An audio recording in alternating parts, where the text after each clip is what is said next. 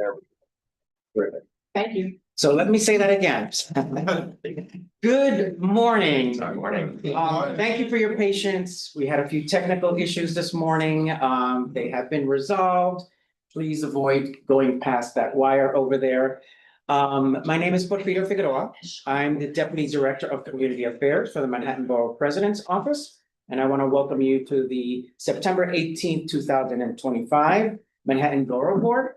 And I will call the meeting to order at 8:49 a.m. And I will turn it over to our Manhattan Deputy Borough President, Keisha Sutton James. Morning, everyone. All right, let's hop into roll. CB1. Good morning. Morning, CB2. Hi. Oh, there you are. Hello. Wait. CB3. No, I know. CB3, not yet. CB4. Here. There you go. Yes, this goes out. CB5. Here. So, CB6. Here. Yeah, I saw you. So CB7. Here. CB8. Yes, hi. CB9. Present. You. CB10. CB11. Present. So you, there you are. And CB12. If there are any representatives from council members, please identify yourself and state your name. Or proxies. Okay. Awesome. Catherine Diaz is on. Oh, Catherine. Okay. Hi, good morning. I'm present. Thank you. Good morning. Thank you, everyone, for your presence. All right, next item on the agenda, the adoption of the Borough Board Borough Board agenda for September 18th, 2025. I just want to make a note in terms of a quasi amendment to the agenda included in the public hearing and vote for 384B4 Chung Pak lease amendment is a decast presentation on Walker Street Chung Pak Local Development Corp lease amendment. So with that small adjustment to the agenda, may I have I was about to say resolution, sorry. A motion to approve the agenda. Second. Thank you. All those in favor? Aye. Thank you. Any nays, any abstentions? Moving on to the adoption of the Borough Board minutes for the August 21st, 2025 meeting. May I have oh, sorry, I apologize. Sorry, there should be a small amendment under CB6. It's not pastor reso, it's past a reso. Oh, is this in the How the minutes? resolution would be. Sorry, say that again? This This is in the minutes? in the minutes. I apologize. Okay, so amending the minutes under CB6 past a reso. Past a reso. Perfect, thank you. I'd also like to note for the record the attendance of Councilmember Marte. Thank you so much for being here, Councilmember Marte. I know you were here late last night as well, so thanks for spending a lot of time in this meeting, in the Constance Baker Motley conference room. So with the amendment to the Borough Board minutes from August 21st, 2025, is there a motion to approve the minutes? So moved. Thank you. May I have a second? Second. Second, all those in favor? Aye. I thank you. I think we're going to come back to the Borough President's report. Oh, he's coming in right now? Okay, awesome. Thank you. I had sent a note saying we were getting started. I didn't know if he was ready, so if we can just have a little patience, I appreciate you all. He's going to be in here momentarily. In the meanwhile, thank you for the patience around the technical issues as well. For those who came in a little just before we started, we had technical issues because internet is not perfect anywhere, including in government property.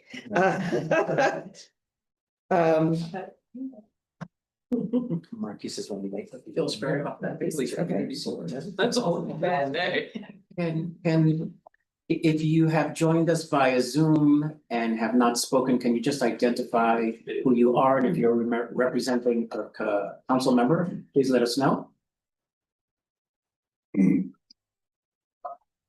Renette. Oh. Hey, good morning.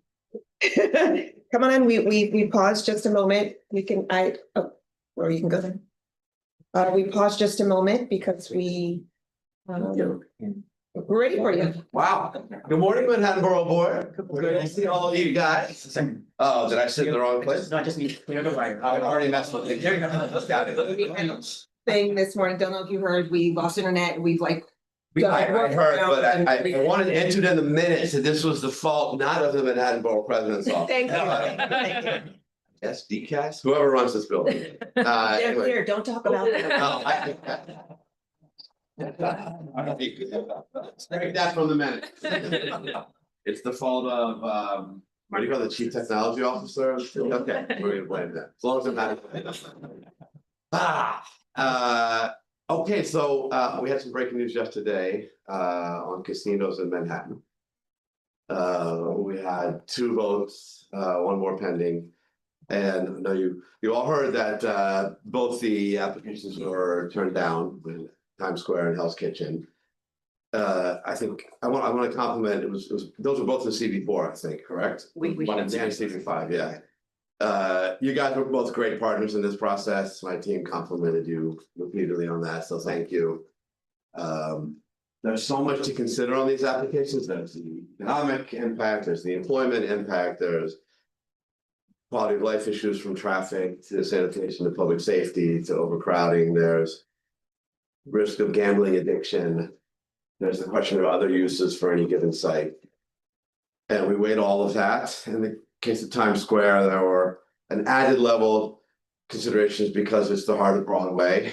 And I think I and many others and many of your board members came out feeling like Broadway is a precious and vulnerable industry that we need to protect. And I think a lot of us were worried about disruption to the Broadway in unanticipated ways. In the end, both the applications were rejected. We have 1 more pending next Monday in CV6 on the East River.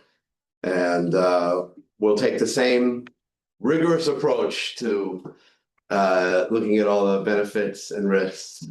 And we've heard from many of you, we've heard from a lot of community board members. I know you've been very active on it in CV6, and stay tuned for more on that. Hello, Christopher. Nice to see you. Did you just sneak in or did I ignore you before? Yeah, I was here. Okay, sorry, thanks. Great to see you. I actually want to make my main topic here public health, because we've just had repeated incidents here in Manhattan that I know are very concerning to you. Community Board 10, we had one of the worst Legionnaires outbreaks we've had in years. 7 deaths by last count, and I think well over 100 cases. And it begs the question, what's happening here? I mean, feels like we didn't hear about Legionnaires till that recently, maybe until 10 years ago. We are seeing more Legionnaire's disease in New York City and actually everywhere. A lot of theories for why that is.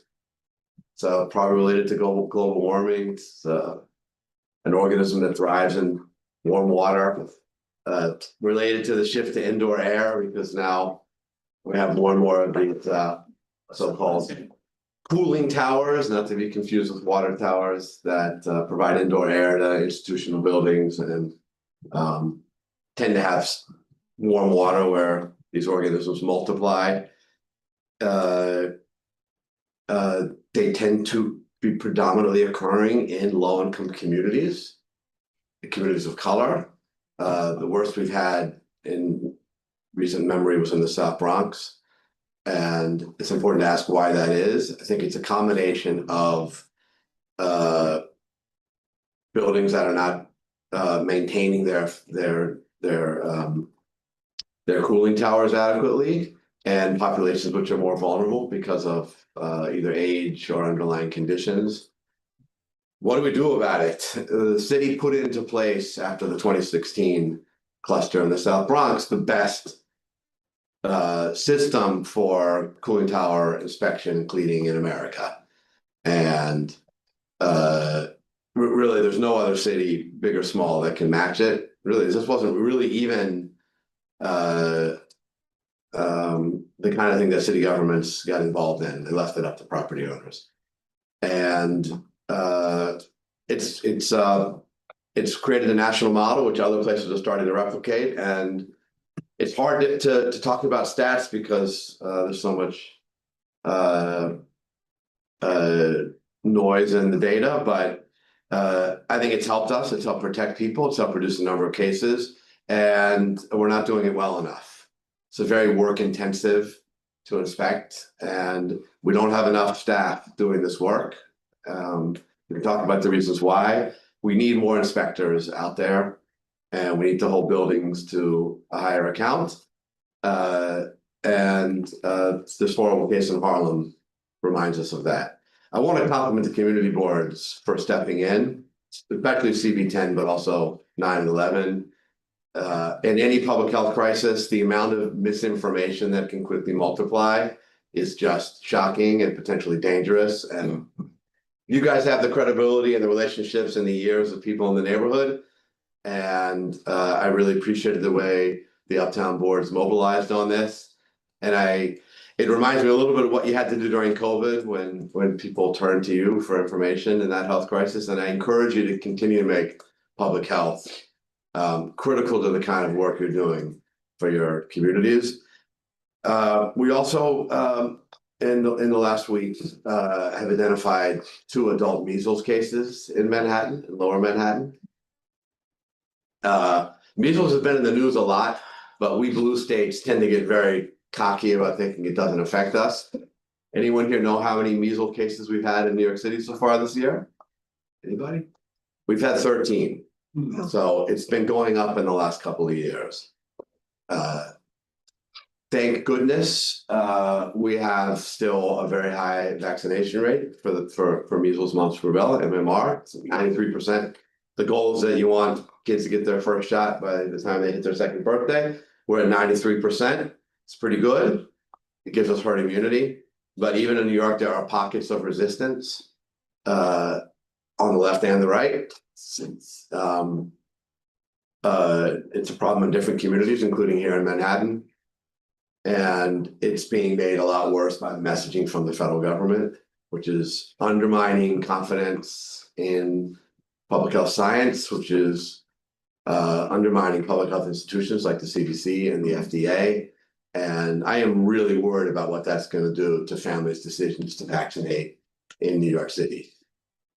I want to keep that level of 93% or even go higher. And this is one of the things that actually the health commissioner said keeps her up at night. So this should be on all of our minds. I think it goes without saying that these vaccines are safe and effective and proven. And we want the health department is pushing every single parent to vaccinate their kids. A couple of things that you might not know: any person can check their vaccination status of their child if they're in New York City. So like if your kid's older, they're 18 or they're 16, you just don't know back in the day, did they get their MMR? The city keeps that record. And it's a very easy website to navigate. We'll get it to you. The health department just posted the link after the incident last week. But if you're wondering whether your kid or you have constituents in your community boards, it's very easy to find out. The pediatricians are the best place to get vaccinated, but not everyone has a pediatrician if they are uninsured or low income or for whatever reason. And health and hospitals will provide childhood vaccination. But here again, I'm worried. The way most kids in New York City get their vaccination for free is through a federal program called Vaccinations for Children, which is paid for by the federal government. Anybody who's uninsured or underinsured or undocumented, many people who are on even public insurance get it paid for free because of the Vaccines for Children program. I'm pretty worried that it could be on the chopping block because of the ideology of the Health and Human Services Secretary and because of potential budget cuts ahead. So We can't let our guard down. And I'd like all of you all to continue to speak out about the importance of vaccination, about the resources to get vaccinated, to track your own kid's history in the face of these very, very worrisome threats. We're the best health department in America. I really believe that. It just celebrated its 220th anniversary yesterday. We're gonna have to rely on local government more and more.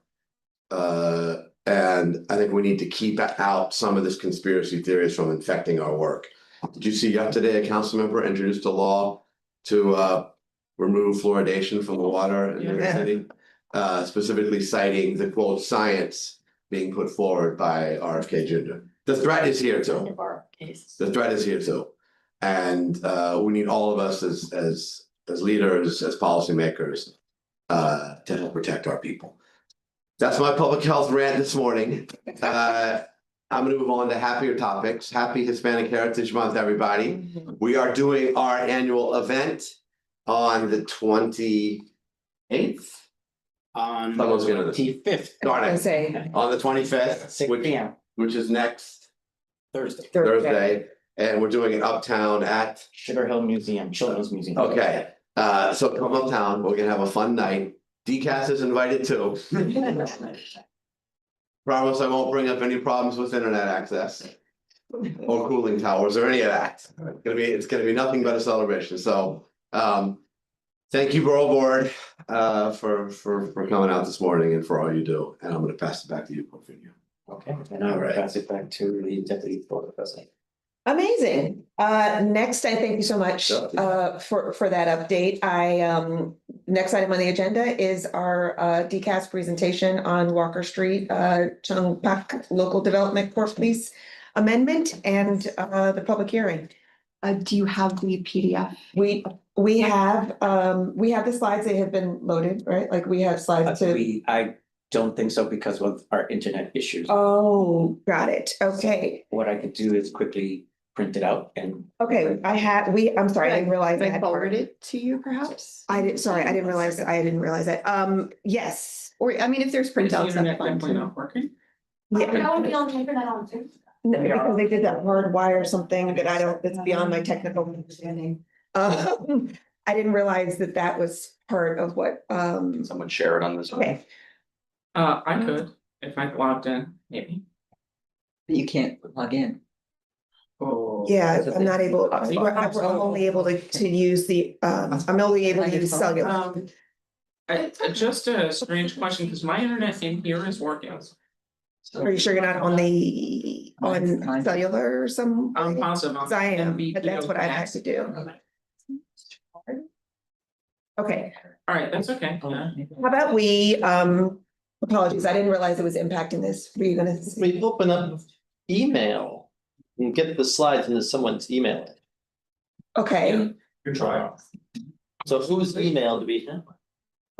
let me, I'm gonna phone a friend. This is, If you guys have it on paper, we got a copy. Yeah, we have one. I know I have a copy. Do you have it? Well, I have a copy, so if we want to fire up some copies. Into my email.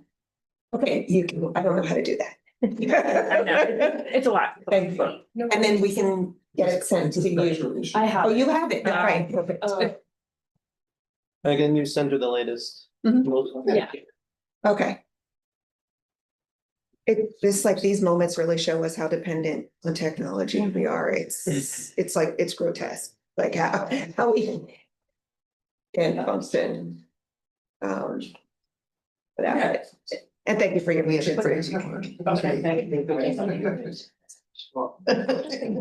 Madeline's looking into her email where she's got it. Can I ask a dumb question? If we're on, and I don't mean to be weird about this one, if we're on and the internet's working, Zoom is live. It's some hardwiring.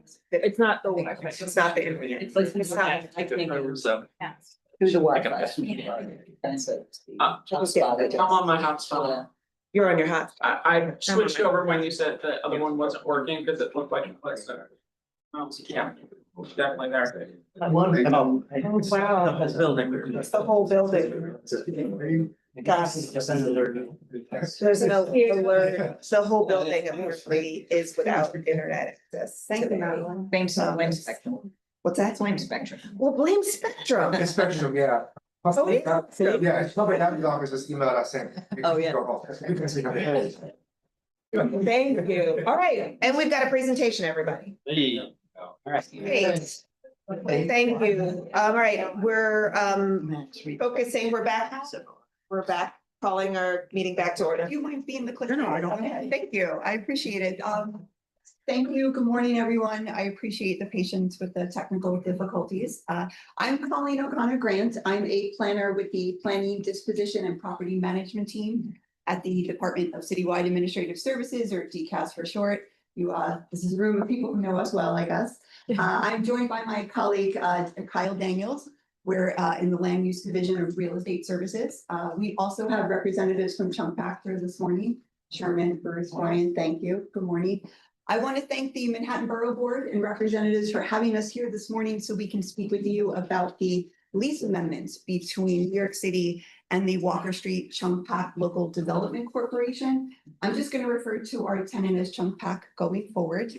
We are seeking the Borough Board's approval for the third lease amendment of the lease that exists between the city and our tenant.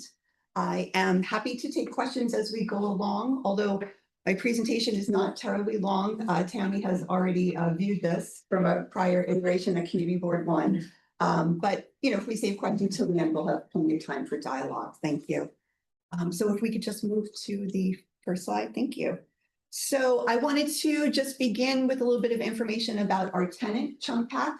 Their operations span 2 lots here in Lower Manhattan, located between Baxter Street and Center Street. Here on the map on lot 126, I'm looking for that wire there. On lot 126, Chunk Pack has a 13-story mixed residential and commercial building. It's situated as a residential tower above a commercial base. In the residential tower are 88 units of low-income senior housing. Those are administered through a lease by HPD, Housing Preservation and Development. Broken out on the slide are many of the subtenants that lease the commercial space in that building. You'll notice a theme, nonprofits and local and small businesses. Chunk Pack, I would say, proudly subleases to entities such as an affordable daycare center, the Charles B. Wang Community Health Center, which services thousands of individuals every year, and local and small businesses, including a bakery, a pharmacy, the Kiwanis Club. On lot 1, which is going to be our focus today, that was the location of the Manhattan Detention Center, the MDC. That building has been demolished, as many of us in the room know. And it was in that building that our tenant had approximately 5,960 square feet of commercial space.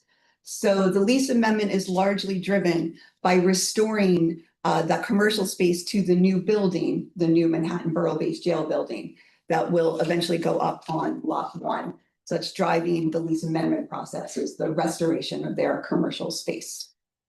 Can we go to the next slide? So just a brief overview of our timeline with Chunk Pack. Essentially, the history of the lease goes back to 1985, and that is when the city was contemplating the then new MDC. And to mitigate some of the harms expected from that jail being sited here, the city committed to a community facility, which became Chunk Pack as we know it today. So Chunk Pack's lease began in 1990, and it's been amended twice before, once in 2008, and that is when conditions around financial terms were updated. A capital reserve fund was created. The lease was updated a second time in 2013. And terms and definitions were updated, including the consumer price index, the CPI index calculations were updated. So bringing us to 2019, that is when the wheels of the borough-based jail program really began to turn. And there were ULURP actions that took place that year. Those authorized the borough-based jail program, the one that's highlighted here, authorized the Manhattan Borough-based jail, construction for lot 1. And here we are now in 2025, seeking the third lease amendment to restore our tenant space to the building that will go up on lot 1. Okay, next slide, please. This is an image of lot 1 from April. It has been modified a bit as it's getting prepped for construction. But I just wanted, to present a brief overview of lot 1 since it is our focus. It's a fairly sizable parcel for Lower Manhattan, almost 174,000 square feet, commercial zoning. And again, the building that goes up here is where we are seeking to restore our tenants' commercial square footage. The building plan for lot 1 is the Manhattan Borough-based jail building. Thank you. So the lease amendment process, very brief overview. This is outlined in the city charter. It's a mechanism called 384B4, which is why it appears that way on your agenda. Our process essentially began this summer. Kyle and I went before Community Board 1, gave this presentation to explain the third lease amendment. We're grateful to have received a supportive resolution from Community Board 1. And we are now here in front of you, Manhattan Borough Board, seeking your approval for the third lease amendment. And following that, we would go to seek mayoral authorization. And once that is achieved, the terms and conditions outlined in the amendment would then be considered actionable. So that's our end goal. I want to just pause here. I know I'm throwing a lot of information out, but there's a lot, packed in with what's going on lot 1 and the new building. So DCAS is responsible for the lease and the lease amendment, and it's a separate mechanism that is running parallel to the community facility discussions and the design build discussions that I know many of you, especially community board representatives, are very well aware of that are taking place. So our lease amendment is 384B4, and that is what DCAS is focused on presenting to you today. Thank you. Okay. Great. So key lease terms, again, it's not a new lease. We're just seeking to modify an existing lease. So it's not a massive overhaul here. What is included in the third lease amendment are as follows. The approximately 1.3 million in commercial base rent and pilot payment in lieu of taxes that Chung Pak pays, that would be abated until they can reoccupy their space. And also memorialized in the amendment is that upon reoccupancy, Chung Pak would resume paying its commercial base rent and pilot.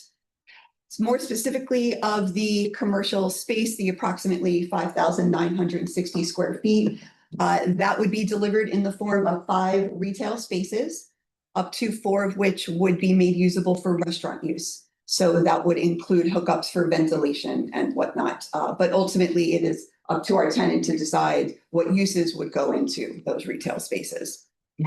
Also, it would extend, the third lease amendment would extend Chung Pak's lease until 2078, which is beneficial to our tenant, but extremely beneficial to New York City. And these are the key lease terms that are included in the third lease amendment. Yes, and I wanted to try to conclude here with a visualization. This is Chung Pak's 13-story building on lot 126. I know we're talking about lease and lease terms, and that can seem esoteric, but with this lease in particular, we have infrastructure we can point to. And also broken out on the slide here are the many organizations that our tenant supports.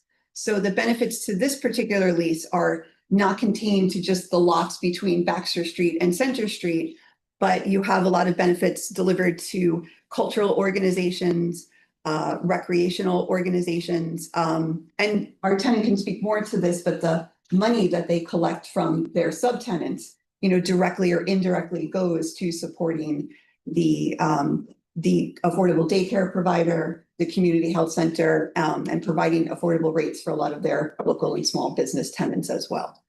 So this is where I get to say we are seeking Manhattan Borough Board support for the third lease amendments.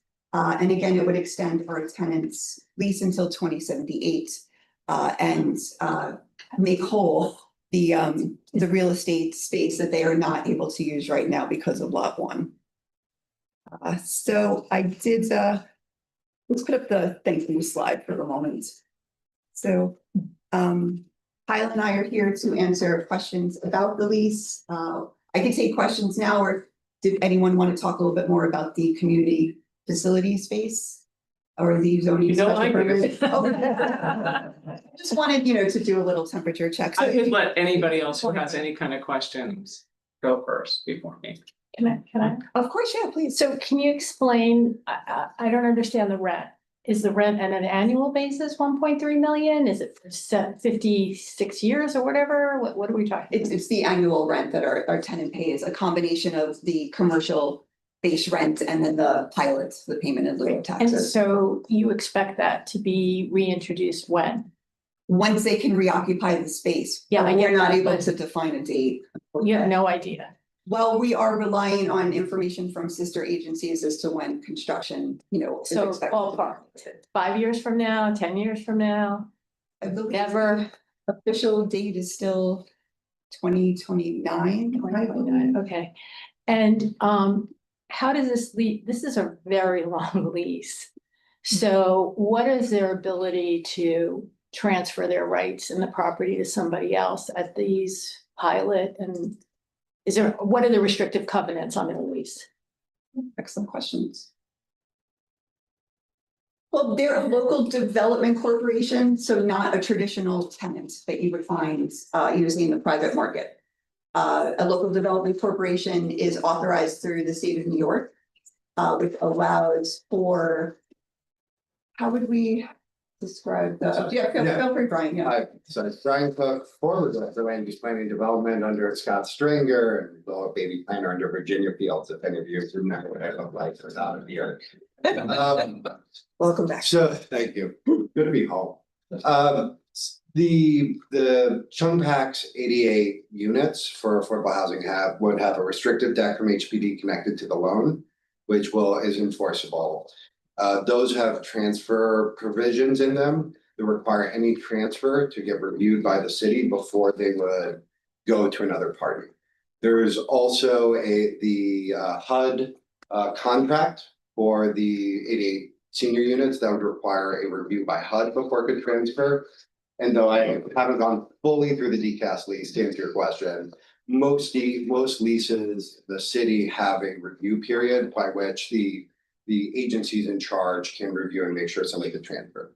That being said, Chung Pack is in LDC, and this authorization allows DCAS to dispose to LDCs via either a full sale or a lease. Had the city chose to do a full sale in 1980 and just given the property away, Chung Pack would probably have full control at this point, the similar way that EDC often gets full control. Because the city's maintaining a lease, they're gonna have significant control to it. And just as sort of a concept of what LDCs are, local development corporations came about in the 70s and 80s. We know some of them, like the Economic Development Corporation, EDC, that's the big one that the city chose to put their money into. Before that, there was a number across the city that were created with the idea that communities would help develop and build their own, areas, a little bit more than a nonprofit.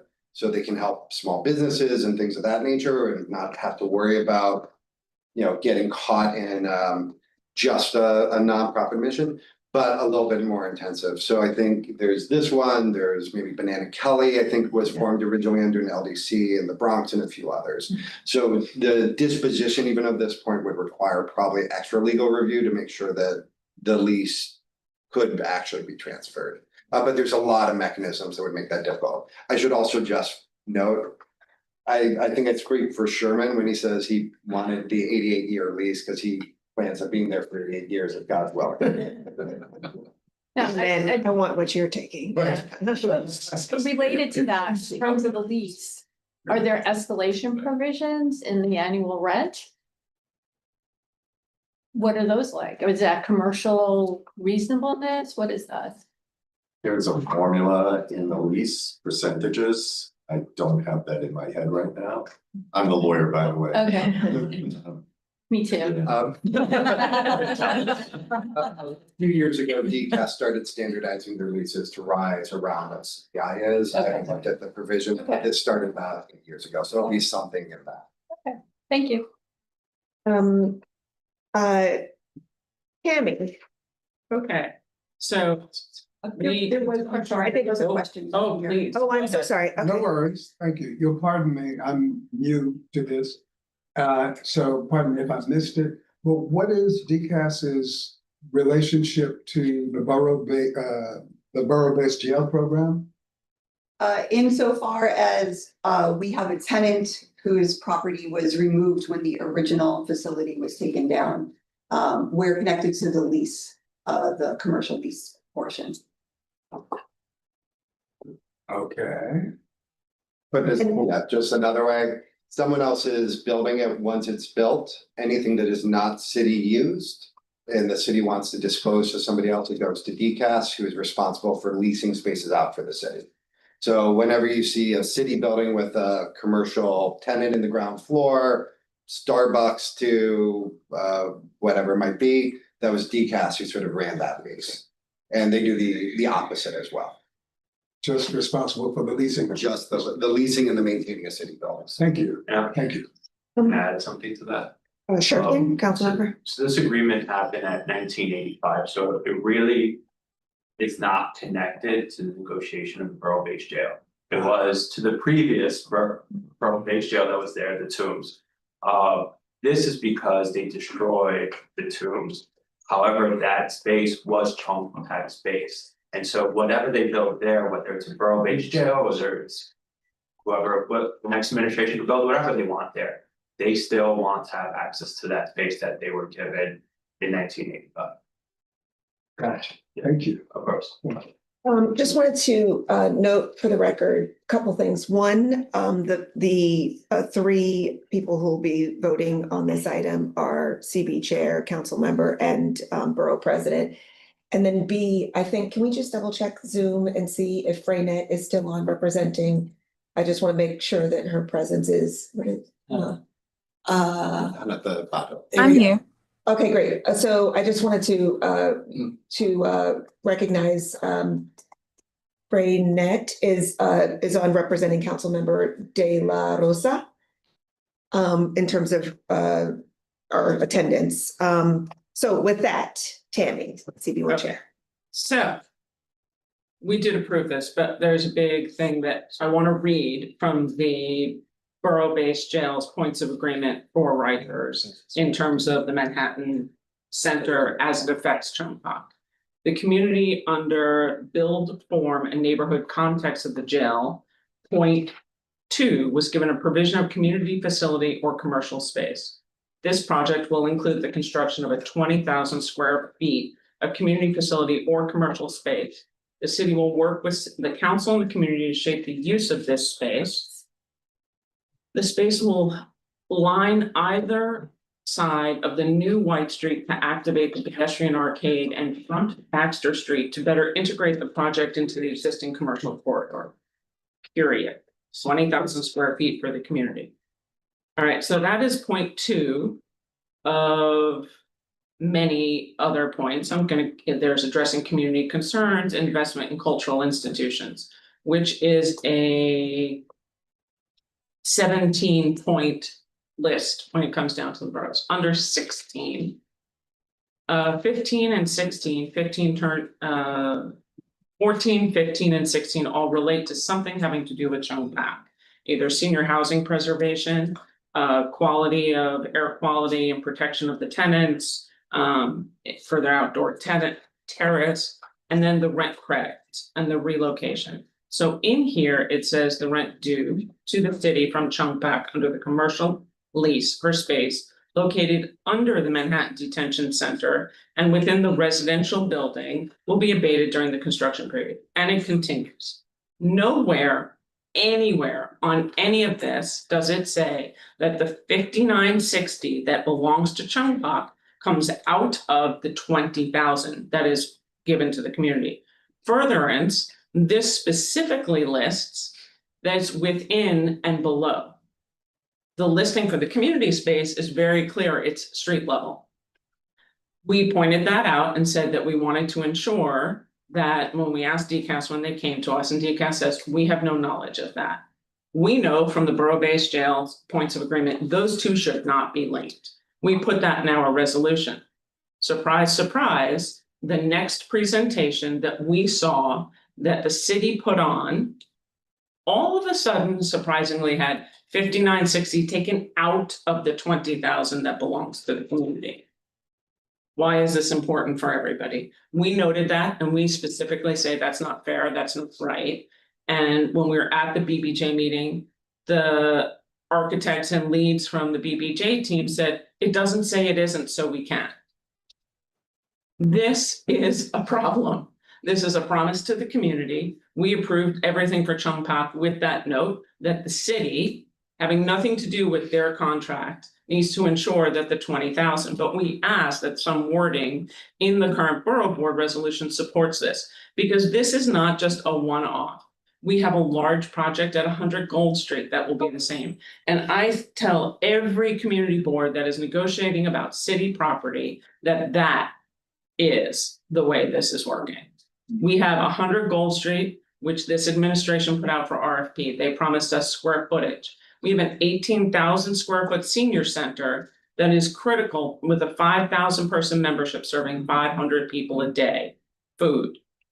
That we can't guarantee is going to come back and not be, well, you know, if you want a community facility, then you have to give that up to get the senior center that's being evicted returned. So my plea and my ask is that within this, we specifically tag back to the borough-based points of agreement for a note where they have their community facilities outlined do not apply to the removal of the 5960 for Chung Path. Anybody have questions for me on that? It's tough. I understand I'm fighting a tougher battle, but I think it's important in terms of the borough board concept that everybody understands what that is. So just so we're clear in terms of the friendly amendment, can you just rephrase the amendment to the language that you are proposing?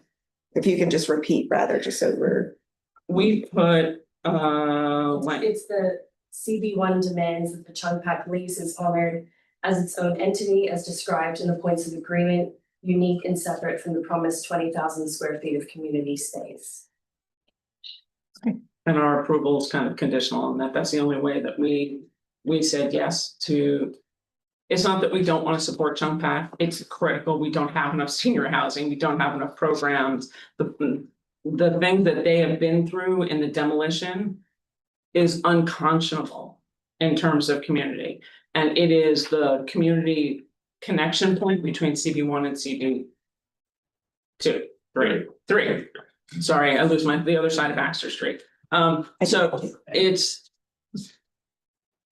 we fight for not only ourselves in this, we fight for all the community boards and every agreement that's done by the city. So. And I support this friendly amendment. thank you. Thank you. If I may give the board some additional information, if we can pull my presentation back up, I have 2 appendix slides. The points of agreement is certainly, an important document, but there are several. Tammy's question was actually really great for our team because we're not connected with the community facility, and it really got us to put our academic hats on, and we went back through the documentation from 2019. If you could go to slide 9. So I think some of this might be just a misunderstanding in terms of this is back from 2019 and there was a lot happening. Initially, what underpins the ULURP action from that year is a zoning special permit. So I have 3 call outs from the zoning special permit. There are numerous others in that document. What the zoning special permit did is it modified certain floor area ratios for use groups for the new building to be constructed. And this included use group 6A, it included use groups 6D for courthouses, prisons 8D, but it added use groups 3 and 4 for community facility. And I get into that minutia because here in the zoning special permit, you have language of up to 20,000 square feet of use group 3 or 4 community facility or use group 6A local retail. Also throughout the document is language that says such as community facility program or street level retail space. So I think this document kind of gets to the point of the combination of the 20,000 square feet as intended to be community facility or the street level retail space. And if I may, can you just go to the following slide? Happy to bring this one back up, but we also poured through the ULURP actions from that year. This is the one specific to the Manhattan Borough-based jail. It uses, it was underpinned by this special permit, but it includes language of approximately 20,000 zoning square feet of community facility space, of community facility / retail space. This language is also pretty consistent through the borough-based jail points of agreement, also the city council vote of October of that year, and is also found in the design principles and guidelines that were put out for the Manhattan building in 2020, in terms of the 20,000 square feet being community facility and or retail space. Can you make that a little bigger so I can see it, because I absolutely can't read that from here, and I apologize. Thank you. Where it says 47%, if you can make that on the, no, left. See that? Middle. There you go. The plus. Plus sign, plus. There you go. Okay, so that is fantastic. Because it says right in there, it would have a initial approximately of above grade space, including, and it goes on and on and on. Everything that refers to the community facility and retail space is all above ground, except for one note, which is the 125 secure accessory parking spaces located below ground. Every notation for everything for community facility is above ground and street level. Everything related to the conversation for Chung Pak specifically says in here, from the commercial space located under the Manhattan Detention Center. It is not about the ground floor space, the rest of the lease is, but it talks about the under. It says the rent due from the commercial space for space located under the Manhattan Detention Center block and within the residential building will be abated during the construction period. And then it goes on to the financial things about the commercial lease, extensions, and the commercial period. So I hear where you're saying, and yes, everything does say community space, and everything related to the community space was at grade. And you're quoting from the points of agreement though, correct? Oh, I am, because that's what the city promised the community. And that's what we voted to support or deny. And this is where we can only go by what was agreed. And everything in that ULURP, everything for community space is about ground level. And nowhere does it say that Chung Pak was taken out in the ULURP of the community space. And what the last meeting that we were told by the city was, just because it said, it doesn't say it's not, doesn't mean we can't, and it is. If I can hop in for just a second, I want to note, A, we have quorum, B, we have the council member who has to leave in the next few minutes. Sorry. We have, no, it's fine. I wanted to note this before I invite your questioner, but I wanted to just know that we need to move this to a vote very shortly. And I'm just wondering if it's the word under that's the problem. You're thinking it's below grade versus just below the jail? Is under the part of the issue, or is it just the square? The community space was always ground level. What it still potentially is, it's just below, it's underneath what's a detention center. No, for us, the community space is above ground. The agreements with Chung Pak were about below ground, as they said, that as they presented the tunes. So and what they're trying to tell us is that the 20,000 is now 14,060, 40. I believe that under versus below grade is one of the. Yeah, if I may, I think the point you're making is the jail is the second floor and up, and this is yeah. the first floor space that would be under, is what you're saying, Yes. which is, Or you're talking square footage. but your point is that it's taken out of the It's space. taken out of the square footage. Quite frankly, I could care less where no one's told us where community space is and everything. Chung Pak needs to be made whole. The community promise needs to be, they're separated in the agreement. They're never linked in the ULURP. So our position is that they should remain as was promised, and that there's no linking, because it's not like we don't need all of it.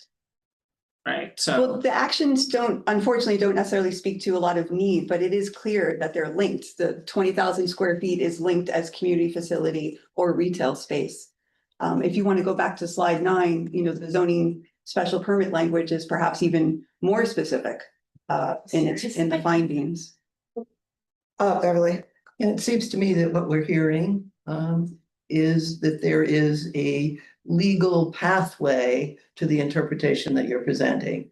However, this borough board and those eligible to vote today can make a condition on their vote that essentially voluntarily the city could address. So I don't see that we should defer the vote. If I just might also make one other point, and I absolutely, especially as a New York City resident, I completely respect the points of view of everybody here today. We're here under the authority of the city charter, section 384B4, and that applies to Chung Pack only as they are an LDC. So the community facility space falls outside of this mechanism, and it's not part of the actual lease amendment process. Which I think actually makes my point even better. Yeah. Because you've just reiterated why they were initially separated and they should remain separated. We support this. It should not be taken out from the others. Not separate in the way that you're thinking, separate in that Chung Pak's an LDC. So it's not your traditional tenant. It comes with its own standards and guidelines within the city charter. I think my friendly amendment was not unbinding. It's a whereas, it's not a therefore be it resolved. It goes on record with our concerns from a community for the discrepancy, which the city can. Council members. Yeah, I was just gonna say, you made the friendly amendment, the council member accepted it, the resolution stands, we can vote on it. So, so with that, just because, again, I want to be mindful of time, we've had considerable discussion of the resolution. No, you're fine, you're fine. With that, may I have the vote of the Yes. community board, 1, please? Yes. Oh, no. Thank you, council member. Yeah, I want to thank Tammy for making those suggestions. I want to thank the Chung Pack board for being so flexible and engaging throughout this whole process. So thank you, Chairman. I also want to add a note that this vote has nothing to do with the Borough-based jail. Yeah. And the timeline for its construction or any piece of that land use action that was taken. This is a vote solely to give back the land and facilities that were promised to Chung Pack at 1985. With that, I vote yes. Thank you, Councilmember Marte, and the borough president also votes in the affirmative, so the resolution passes. Thank you all for your participation. Thank you. And the conversation. Thank you for your presentation. And thank you for the engagement. Thank you, Councilmember. Have a great day. And thank you for the engagement of the entire board on that item. Moving on to the chair report, starting with CB9. If you are new to this, so we normally start with the chair reports in the month that we are in. So you are up first. Good morning, family. Thank you, everyone. Have a blessed day. I am John Martin Green, second vice chair of West Columns Community Board 9. Standing in for our chair, Victor Edwards, to share with you recent and current board activities, which include that last week we conducted an orientation for new board members on the 15th.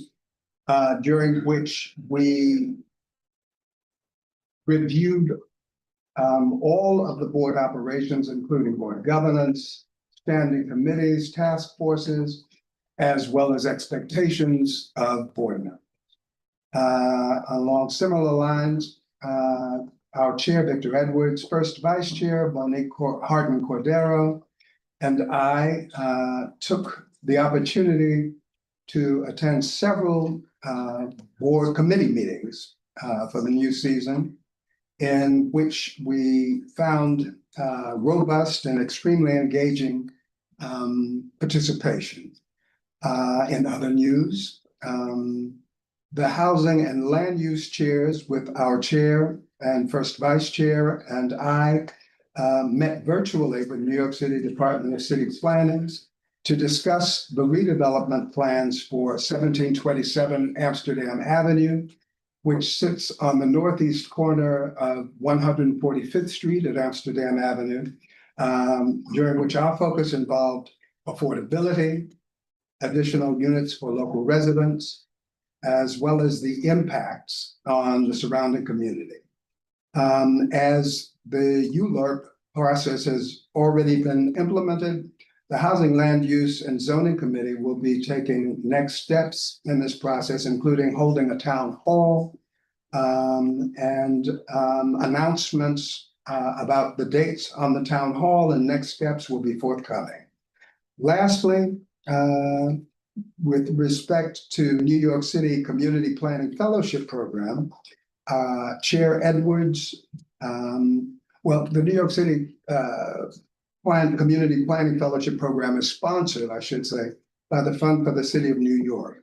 And it will be placing area graduate students with community boards across the 5 boroughs.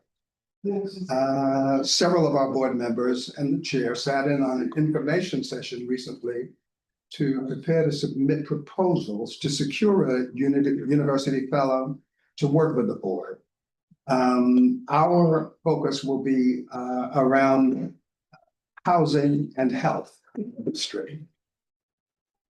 And that's it for Community Board 9. Thank you so much. I wanted to, if I haven't already noted for the record, the presence of CB 10 Chair Marquise Alexander.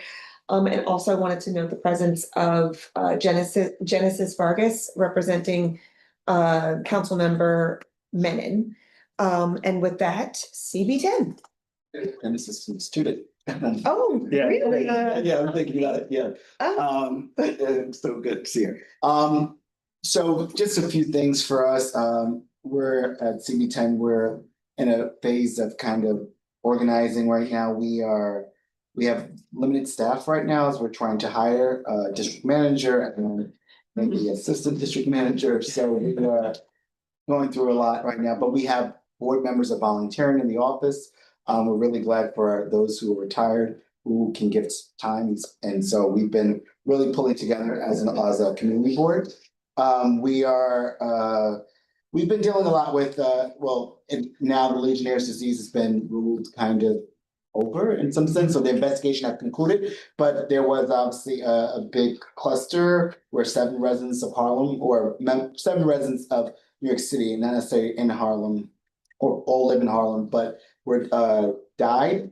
And so that's something we dealt with through August, and it has been at the attention of our first board meeting. We had the Department of Health Commissioner come and gave a very detailed report and really took a lot of questions from the community, which we thought was a very good partnership in a sense where we kind of made a real request.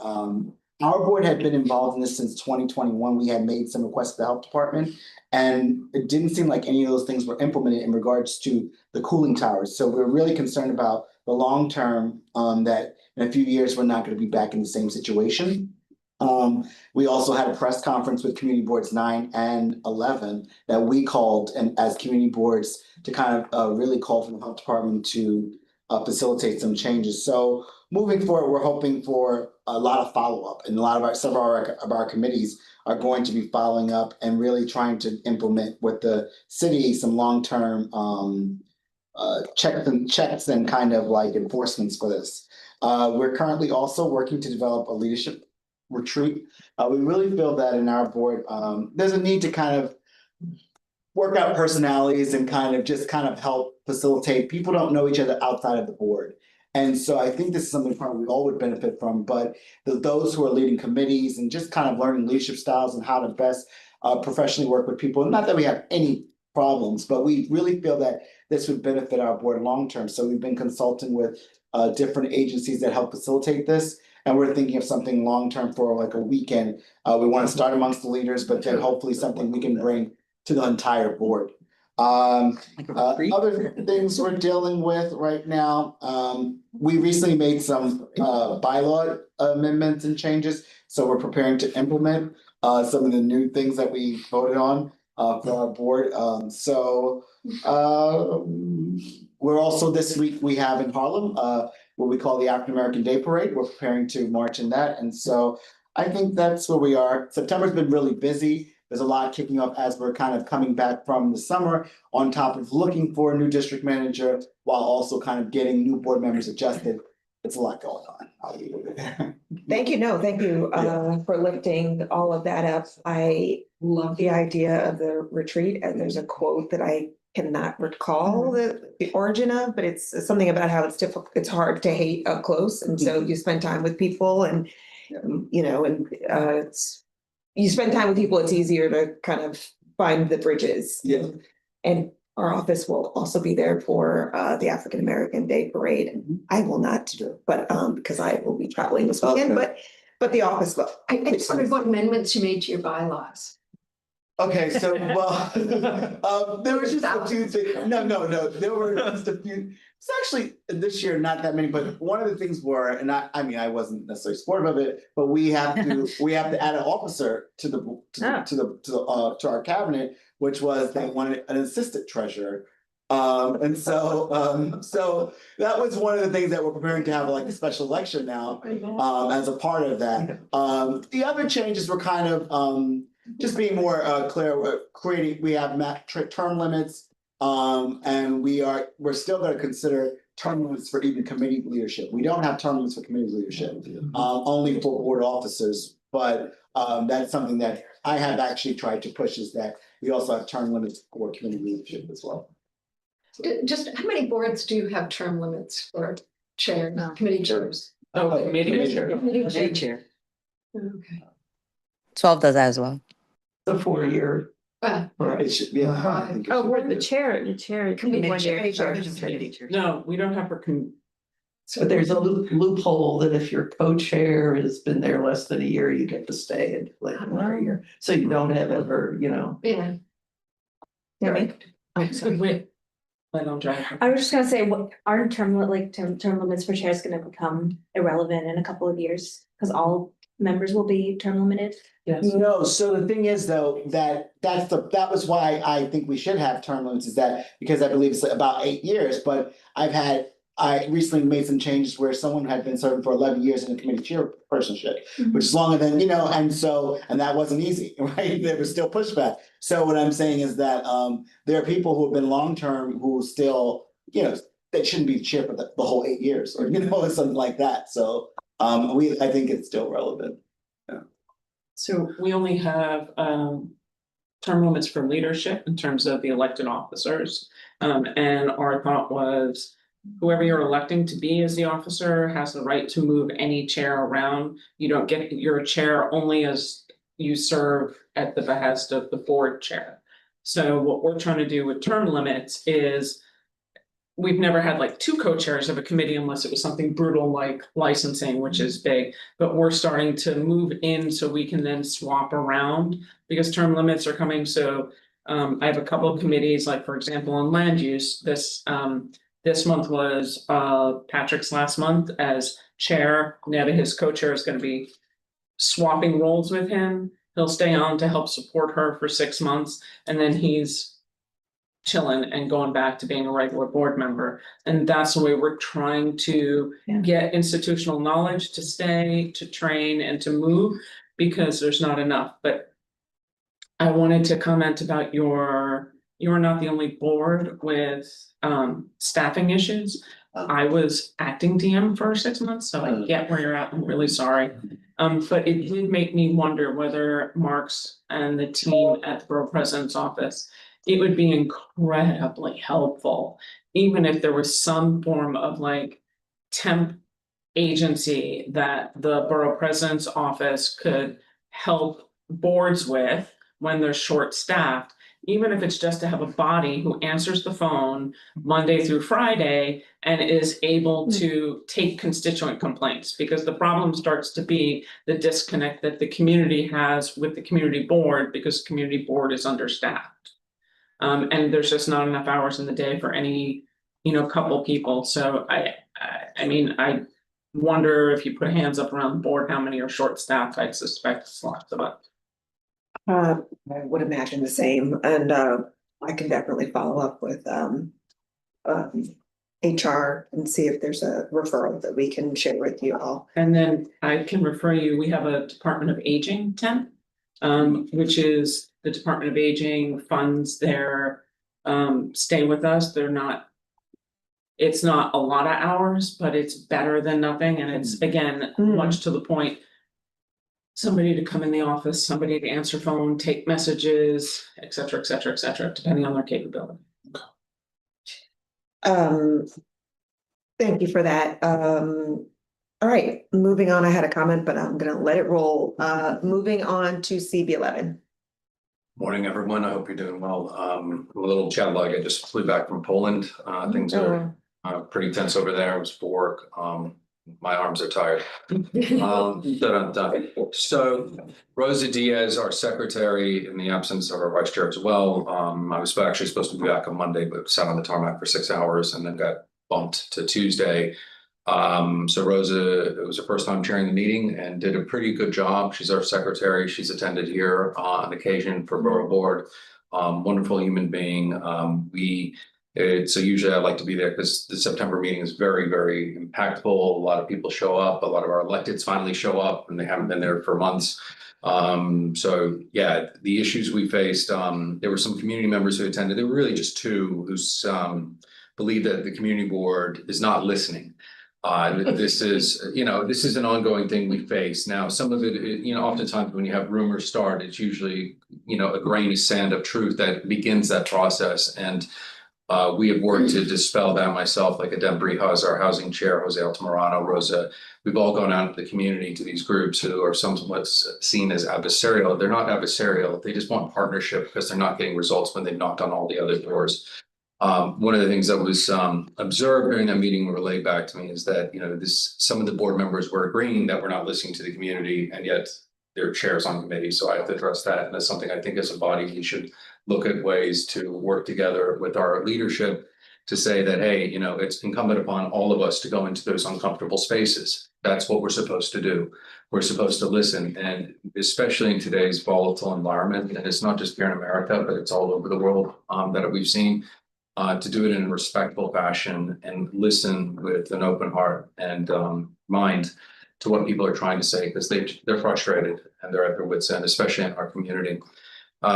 With that, we have taken a lot of that feedback, and we're channeling that through our statement of district needs and budget process, which we'll be voting on in October. It's a very important process. We have a new chair of that committee, Sage Mason. He has a lot of gusto, and woke up to about 10 emails this morning where he's just communicating and getting timelines. And I'm pleased to see how the process is going to play out. So as a creature of productivity, it speaks to me and my heart. Housing tours. We have one of the largest concentrations of NYCHA in East Harlem. And Adem Brijas has been arranging tours of all of our NYCHA developments to identify problems, to deepen the relationships with the tenant associations. This is something I spearheaded back 10 years ago when I came back onto the board under Gail Brewer's leadership, and they're very appreciative to see that passing the baton and seeing more of us out there.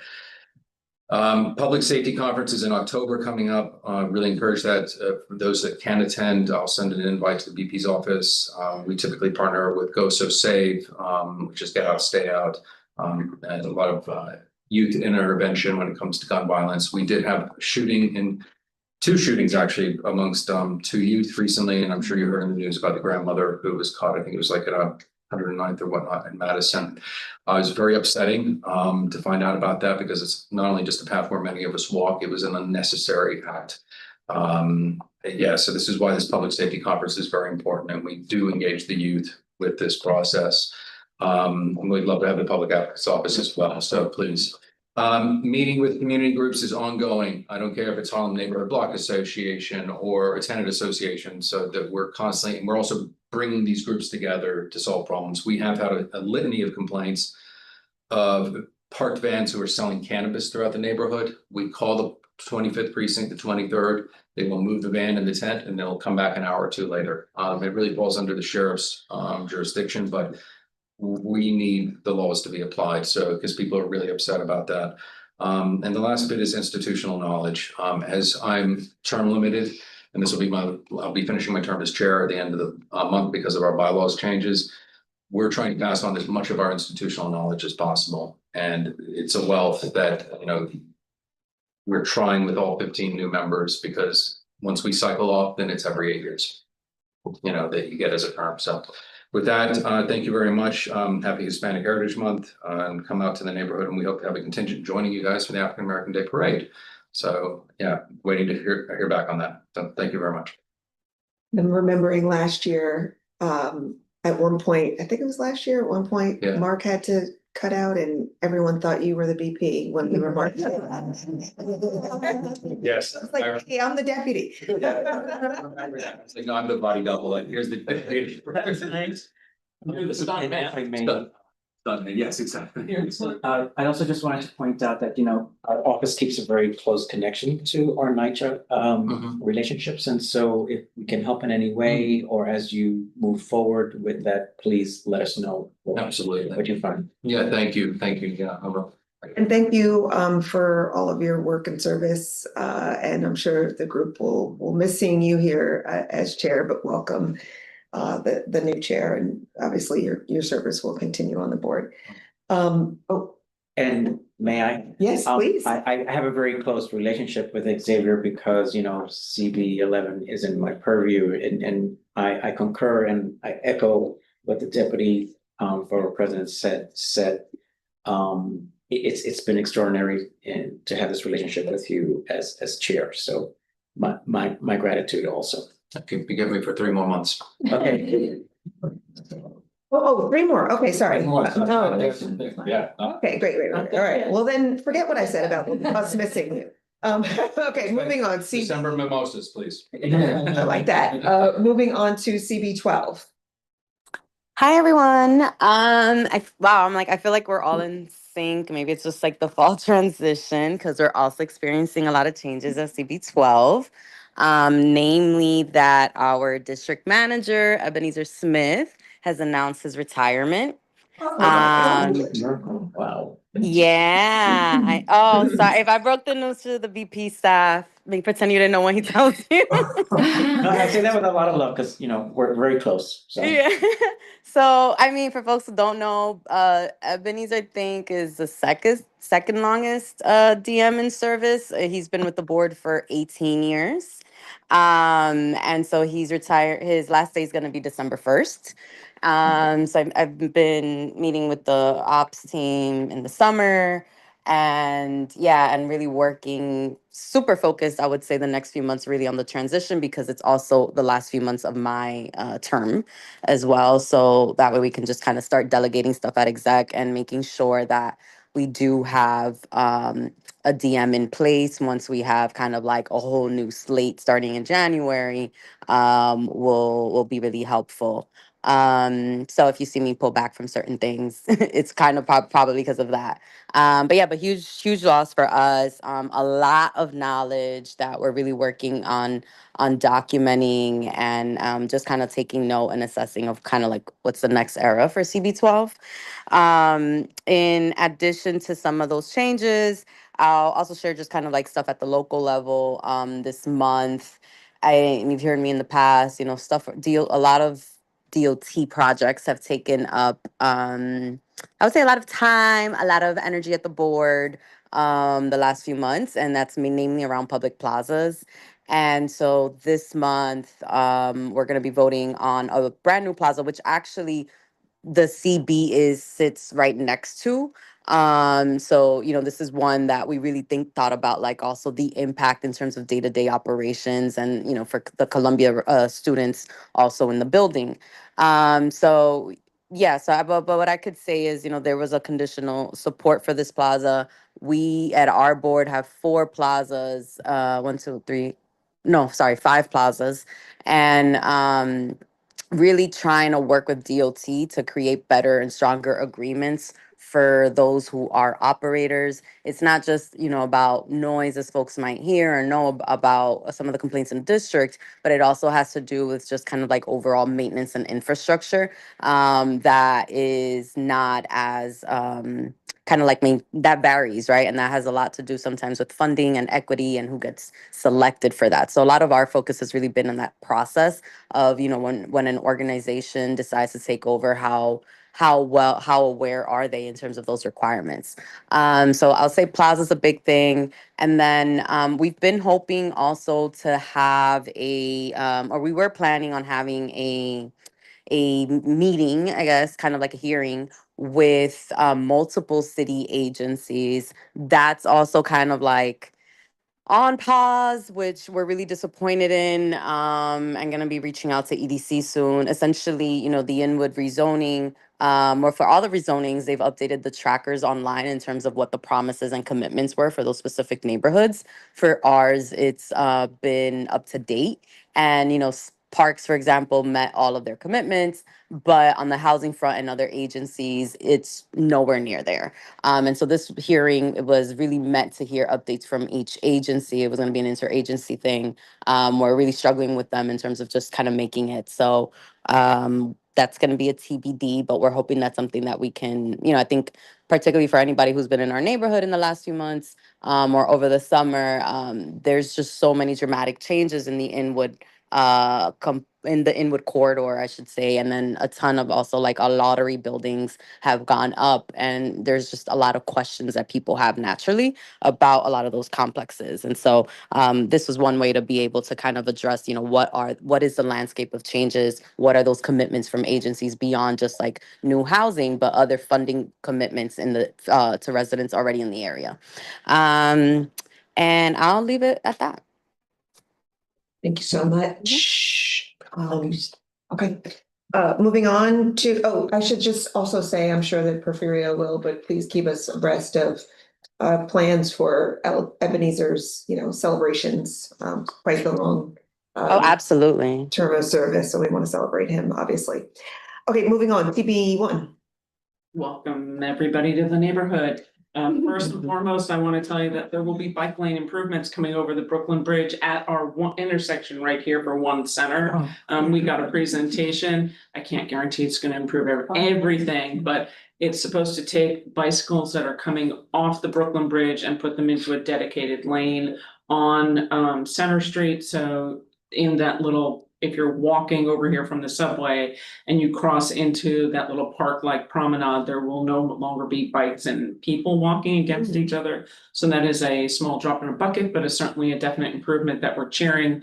There was controversy on whether or not it'll function and work based on placard parking and the press parking and everything else, including not limited to the fact that the food carts are illegally located over where they are currently at City Hall Park on the sidewalks. But we're hopeful it makes it better. So stick with us, and I'm sorry there'll be construction for months as we come through here.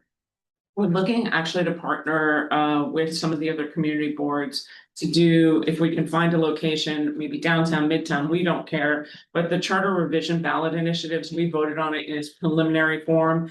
We found that there's not a lot of the public who actually knows what's going on. And we think that the community board should have an educational forum on that. So if anybody's really willing to do it, we know the deadline to get that done is October 22nd. It comes really quick, but we'd love, perhaps the borough president's support in that. Let's find a location, let's get people educated. There's a lot of changes that will affect community boards and people have no clue. We had the DCP come and present about the Manhattan Plan, or lack thereof as the case is. It's not a plan, it's a concept of send your comments in.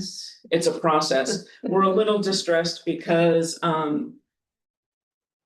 it doesn't, there were 700 out of 2.7 million people who filled in the survey for this. And we think that that's not great. They are talking to people, but they were at, for example, in Community Board 1, they were at a food market, right? An outdoor market on a Tuesday, midday. So how many residents they actually talked to versus tourists, because they were down in Bowling Green, is curious. And they said not many. So we're working on trying to require everybody who gets our emails to fill it out. We are looking, and hopefully we'll have a new secretary. Our secretary resigned because she left the zone. We're very sad. But that'll be a fun thing. We have a couple really major, we have 4 major things that are going on. It's kind of crazy. But I want to thank all of our electeds who came and thank the museum for, we have Community Board One sponsors a survivor ceremony on 9/11 on the World Trade Center site. We meet and gather by the survivor tree. It has taken us 20 years to get on the site of asking. It started at the 20th anniversary. We hope to ensure that any of the survivors who were there, workers, residents, and this is in the zone, so this obviously involves CB2 and 3, but to be able to come together and it's, you know, the pear tree is pretty amazing. The Parks Department saved that tree, right? And nursed it back to life, which is kind of symbolic of all of us who are here every day trying to work together to make the city function and revive, and for those that we lost. Community Board One, unfortunately, those has a lot of activism, and we've lost board chairs and members, and over the years, we have current members who are still sick, so we honor their sacrifices and honor the survivors and the spirit, because we were here the 10th, we were here the 11th, and we were here the 12th. And so for those of us who worked, went to school, the kids, everybody, we try and hold a thing. I say this year because it's always been a more, people are very sensitive about, we shouldn't join you. You're so close. But if you were here and you survived and you're in the zone, I welcome you to try and join us next year. So, we have construction that will be the entire west coastline from North Moore all the way around through the Staten Island Ferry Building. Starting. So there will be a ton of stuff going on. There are environmental concerns with that. We've asked for an independent monitor. The Battery Park City Authority has not said yes to that. They are digging down through the dirt. They are digging down through the landfill that is in Battery Park City and then up on 9A. We really could not get an answer from the construction manager this month when they came and presented that they were starting as to how can we get the information. And I know that sounds like a crazy thing, but we've worked successfully with the city and with developers and with others for having independent monitors that do real-time information. It's critical. They're working underneath people's windows because it goes the entire length of the Esplanade, around the back of Stuyvesant, and up the West Side Highway. So you're underneath the windows of BMCC, of residential apartment buildings, of a high school, building around a elementary and a middle school. It's critical for us to get an independent monitor. Our calls have gone unheeded, so we ask anybody in the Borough President's office to help us on this. And it'll be interesting. We have 5 to 7 years of construction ahead of us along that side. So, yeah. It'll be fun. We thank the Department of Transportation for the meeting we attended with CB1 and CB1, 2, and 3 for the Canal Street Improvement Project. Dying to see, no pun intended, benefits for safety for pedestrians, for bicyclists, and for cars and for trucks that they're proposing for Canal Street. So we're east to west, you know, south of Canal, our neighbors are, you know, in 2 and 3 are on the north and the east side. We all want improvement and we all want to know what's going on. There's lots of stuff and hopefully we can get some short-term and long-term stuff done soon. So I end with hope and another request for the Borough President's office. It turns out we have a presentation list. Well, you know, I just joking. this happens when we have like interns. We have an intern tonight who's presenting on 311 complaint dashboards. And through her work from this summer, we have discovered, unfortunately, that BoardStat, which is where we should be able to pull from, ceased updating in January. So it's really, really interesting to know who she's going to present tonight. But I figured I would let you know and then share the presentation afterwards. When I looked at the preview and I said, wait a minute, what do you mean BoardStat stopped updating in January? It's a really good thing. It's a nice resource. It also helps when you're looking for, is this a consistent problem that maybe we don't know? It's a great tool. So Thank you. What?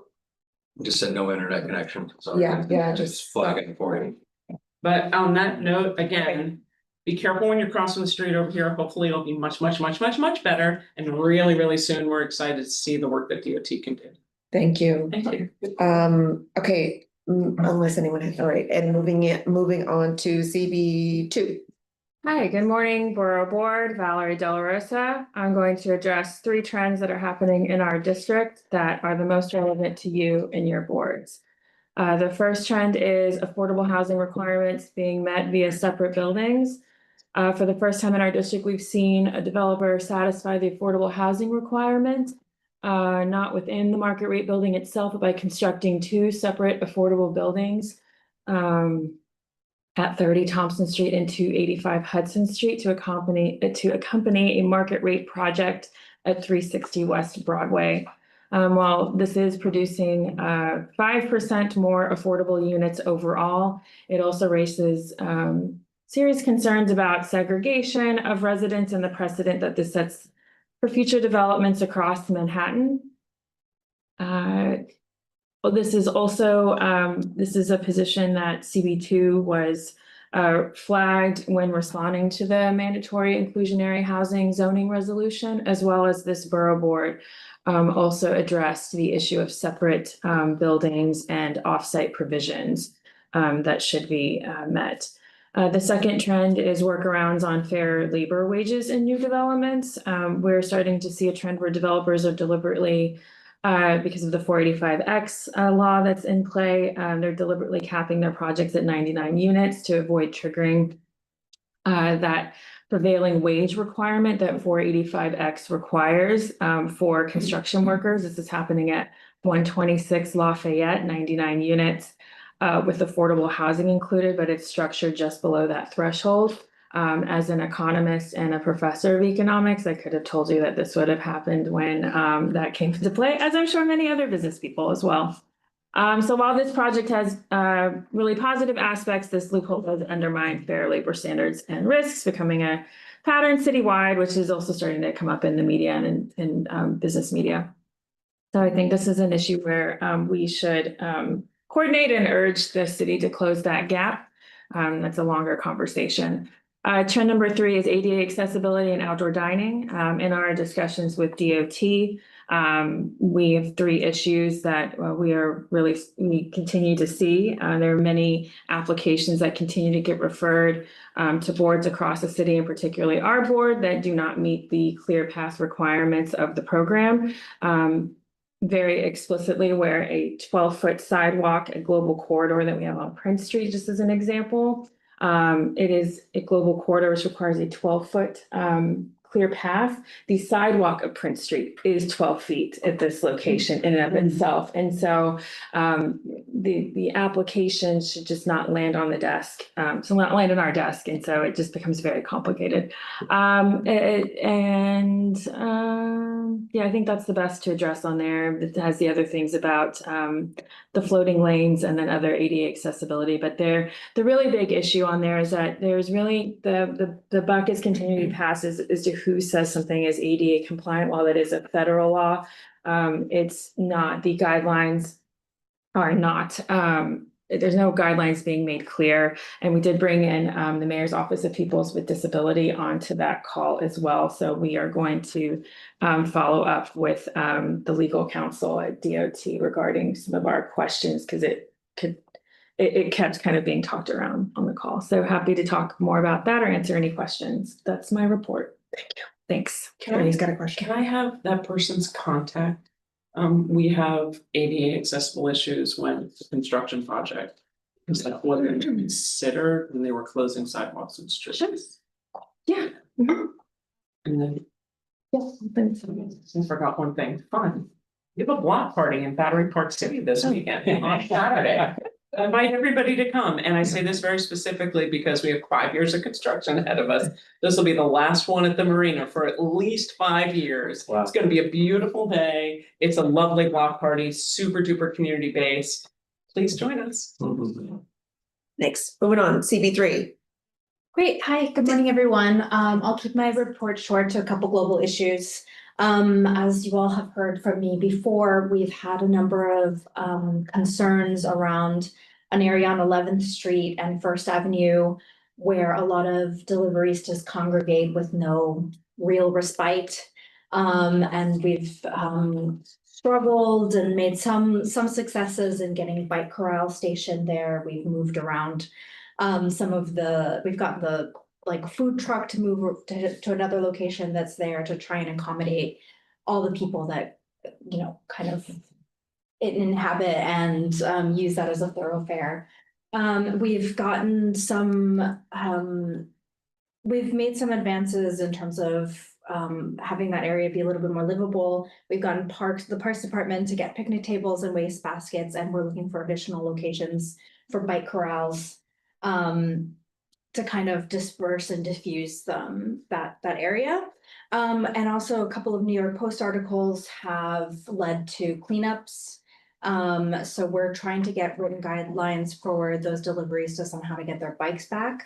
And then working with local officials on trying to find more long-term solutions, both kind of legislatively and just locally in terms of like where best to situate a lot of these workers.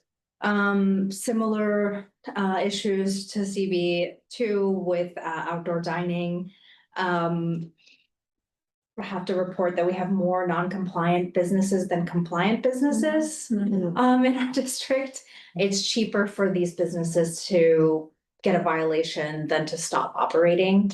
So we're asking for a meeting with the Hospitality Alliance and DOT and these businesses to try and get to some sort of agreements. And then the last piece, while the west side is going to be under construction, many of you all know the south side of the East River Park is reopened, and a large coalition of community members and organizations are having a community day on September 28th. I forgot the time. I think it's in the afternoon. So if anybody wants to see the new East River Park, please join us on the 28th. Amazing. Thank you. Can you just repeat what that 11th Street, where 11th, what and what? That's on 11th and First Avenue, right across from the mosque. Okay. Thank you. I'm not sure that I did note your presence for the record a long time ago. If I did not. When earlier today? Yeah. Do you recall? If I did not. I was here late, so. If I did not, obviously, I'm very late in doing something, noting your presence. I apologize. Moving on, CB4. Hi, I'm Leslie Bogosian Murphy. I am the first vice chair of CB4, and our chair apologizes that she couldn't be here today, so I'm standing in for her.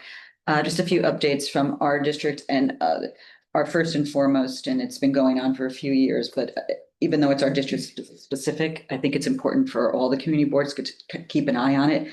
It's our NYCHA campuses, our Fulton and our Chelsea Elliott housing, which is a significant part of our district, the southern part of our district. The reason why I say to keep an eye on it is because we have been in years-long process of privatization, or at least a privatization element of public housing, which has been very scary for a lot of our residents, especially the NYCHA residents. It has definitely been our most contentious topic over the past months and actually years.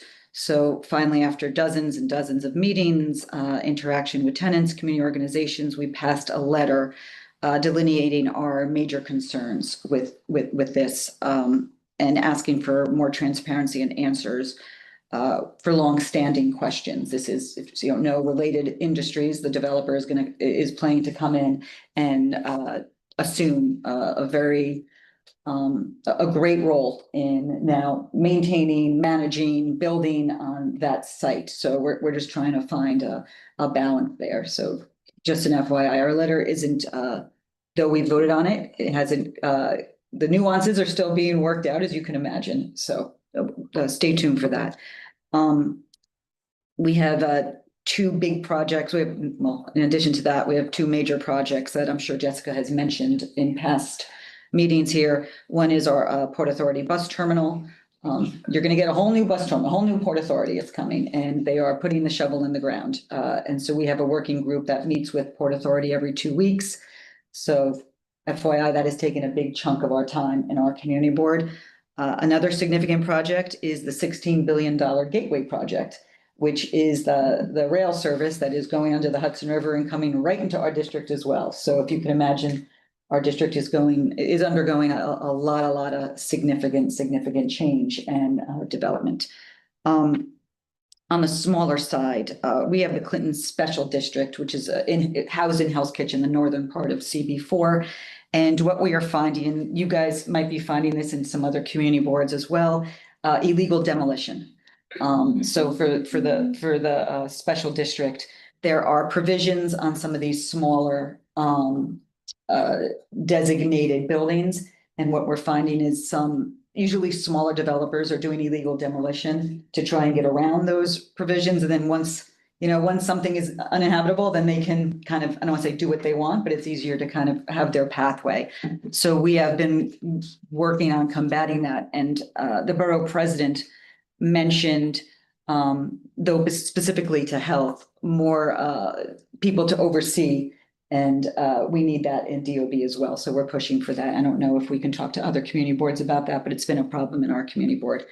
And the last two things I'll talk about is with our partners at CB5, the casino vote. That was a very, very big thing for us yesterday. We had two, one in our district, which is the Avenir, and another one in CB5, which is the Times Square. And the reason why I mention it, even though it's in CB5, because it was it impacted our district greatly with Broadway and the arts and culture community, which is mainly housed in that area west, which is our district. So anyway, it was no on both. I'm sure you heard. I'm sure it was very well publicized.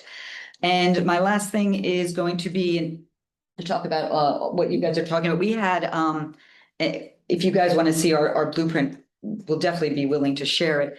We had a board engagement task force, and this was to deal with a lot of things, onboarding, engagement, new member orientation, leadership, term limits, and institutional knowledge. And we had a really fruitful production. We had surveys go out, and our board engagement task force came and presented to full board their findings. And we kind of have a blueprint. We now have a board buddy system, which is for new people who are coming on board and for the older members to kind of go out to coffee with them. Because a lot of them have questions. What does this mean? What does this mean? I mean, even like the other day I was in a meeting I'm the co-chair of Waterfront Parks and Environment, and I kept referring to DSNY, and people are like, what's DSNY? So even things like that you think are pretty normal, that we really want to kind of onboard and educate our new members. And that's pretty much it with CB4. Amazing. Thank you. Thank you for being here on behalf of CB4. Thank you. CB4. Moving on, CB5. All right, so we had a few things. So we had 3 new members who joined us for this last cycle, on top of, I think, 15, but I could be wrong. So we're for the June sort of cycle. So we are doing a lot of training ourselves and kind of getting people up to speed on that. In addition to that, we have finally filled out our board office after the retirement of one of our longstanding assistant DMs. So we now have 3 people there. So we have a new hire who actually is one of the fellows, our former fellow from the Fund of City College. So we're very excited to have her on board as well. I won't belabor it because we talked about a lot. The casino, it is the end of a very long process for us, where we have said many times our oppositions and concerns to the casino. So we're happy to see that being listened to by the elected representatives.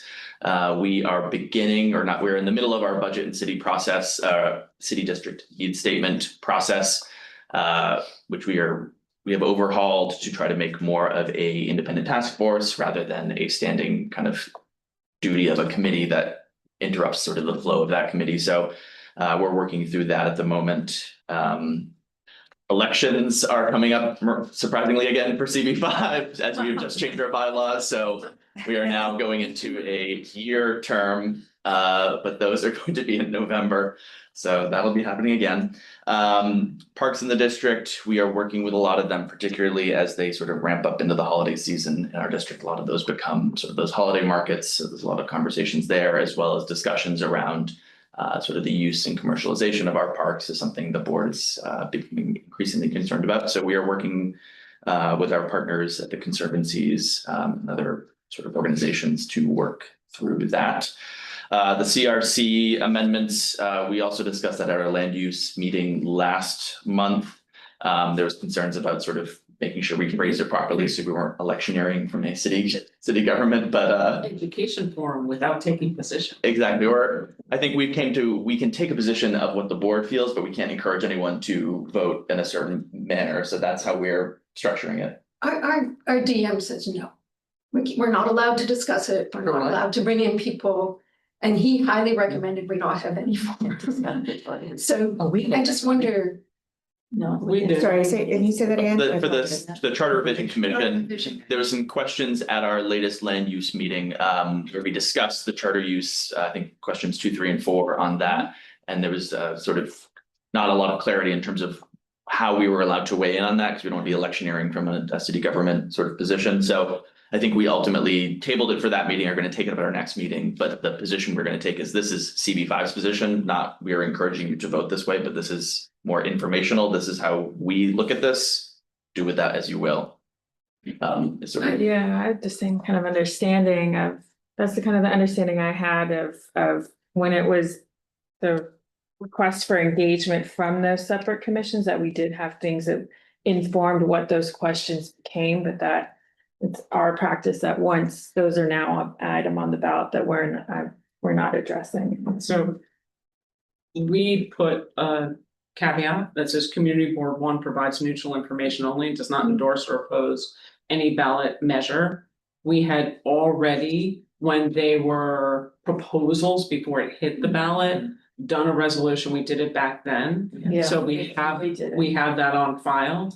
But we would like to do an information session. It's not position taking, but people don't know. And it's really, it changes what the borough president and the community boards do. And without education, I mean. Yeah, that's our exact intention, is to create a resource so when people inevitably start looking into this and understanding what are the ballot initiatives, they know our board has discussed it and here's the information and here's sort of our. If I can just say, it's the safe route not to talk about it during this time period, because I believe the restriction is you can't do anything 90 days before the election. So, and otherwise it could be considered electioneering. So the safe thing to do is not do anything if you haven't done it by then, because then you obviously can't get in trouble. The other way to do it is, if you structure a forum with both sides of the issue, you can get in trouble for that. Well, our DM doesn't want to do that. I will just say, the safest route is to talk to the law department and get guidance. Yeah, that's what what we all said. Yeah. But. All right, I would love if the borough president would help. Yeah, that would be great. specific language that we should include or actually We can circle back with. posting uptown, Peter. downtown. Yeah. Oh, I see what you're saying, on hosting Posting uptown, downtown, and we could get all the boards invited and everybody's there and people can talk. I will circle back on that.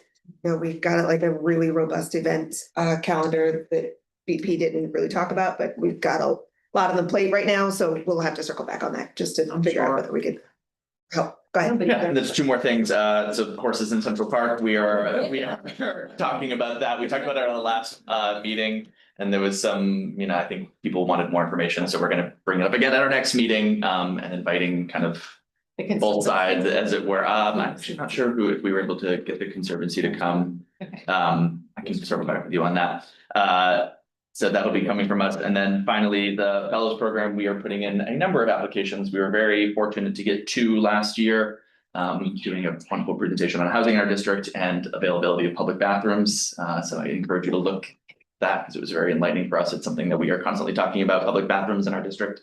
It's been very underserved. So that was very interesting, and we're hoping to get more this year. Seems to be trending more on open space, which is another prevalent issue in our district. So with that, I conclude. Thank you. Thank you.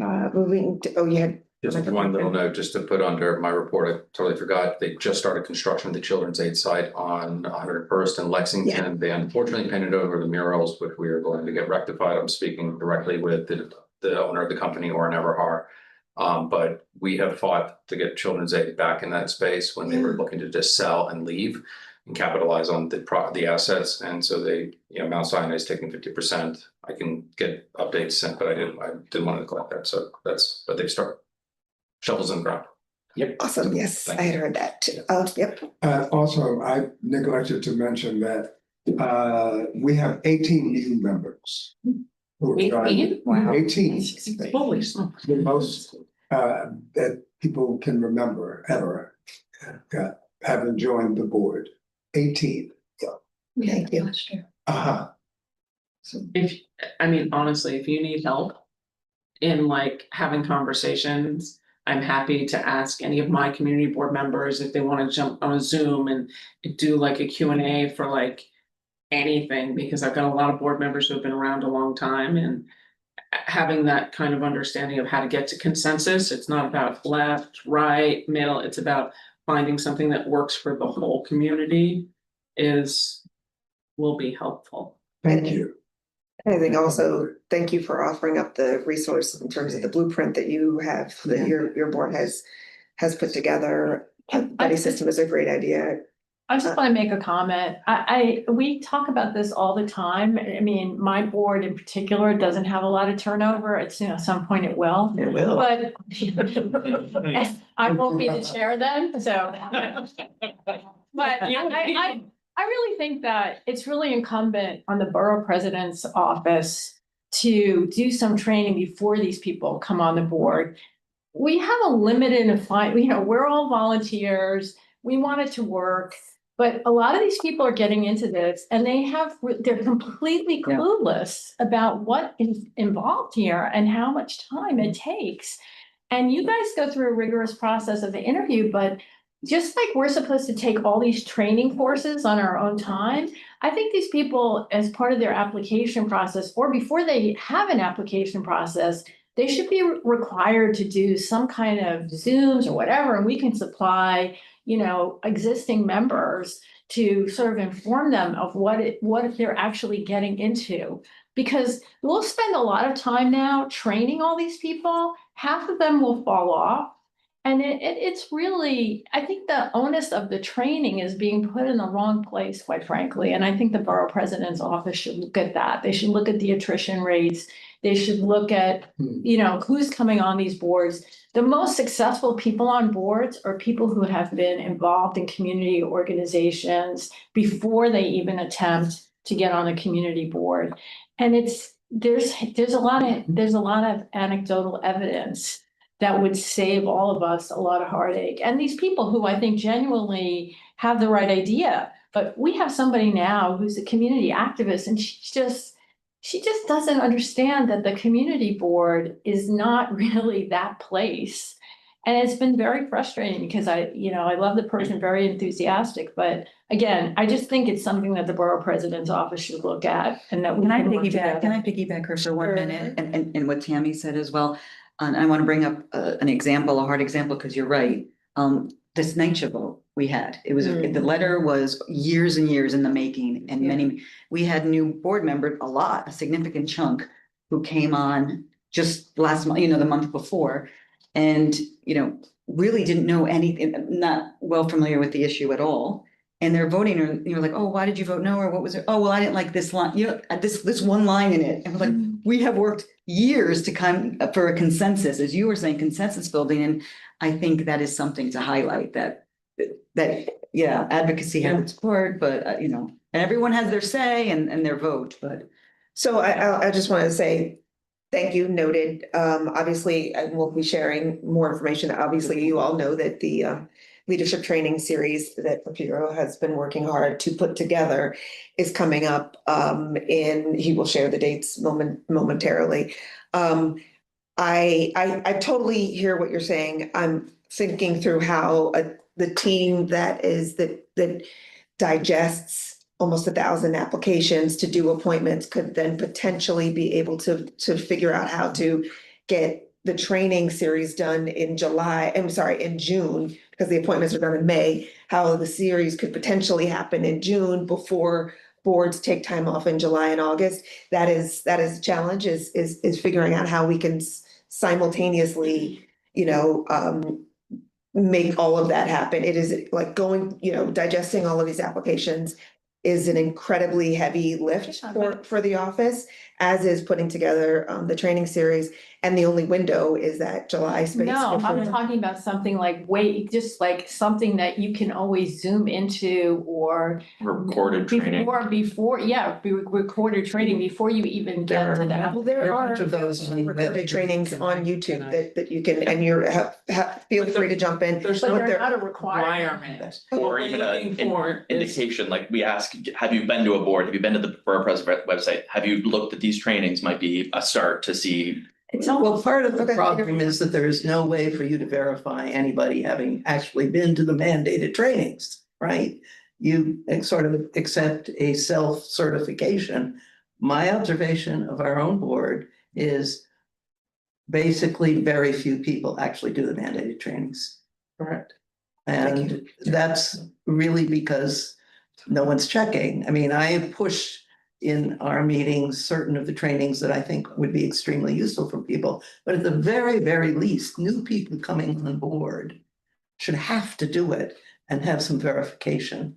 There has to be, I mean, I'm not sure everybody needs to do, you know,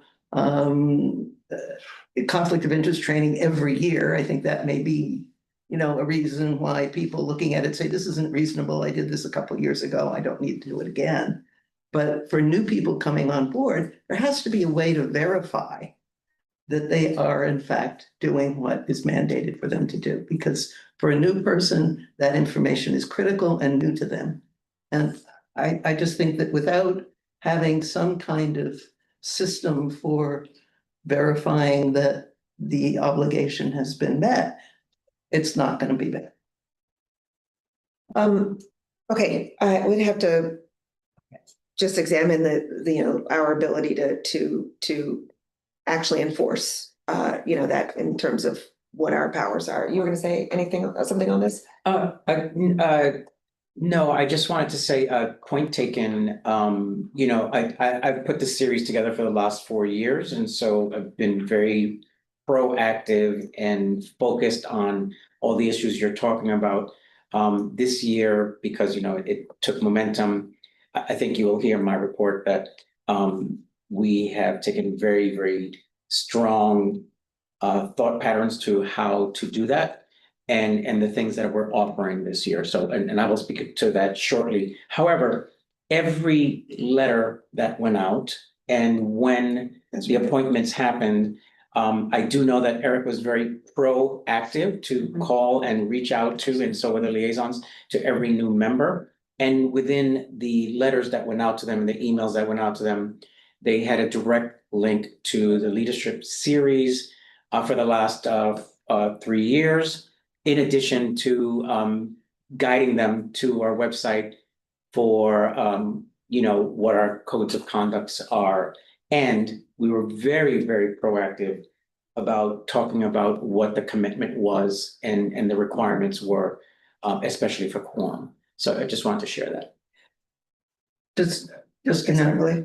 For certain systems like continuing legal education, which lawyers are supposed to get their credits for on a regular basis, there are systems where within webinars you have, you know, places where there's a code that flashes. And if you can only give the codes back to the place to verify that it's been taken, you know, you have at least some way of confirming that the obligation has been met. And I think that could be sort of a basis for something, at least for the brand new members. That's a potential enforcement. Yeah, that's a great point. And so we do that, but only during the week of the series. And so, because it live, you know, we have a full, and it also tells us exactly how long the person stays on. So it does issue a report.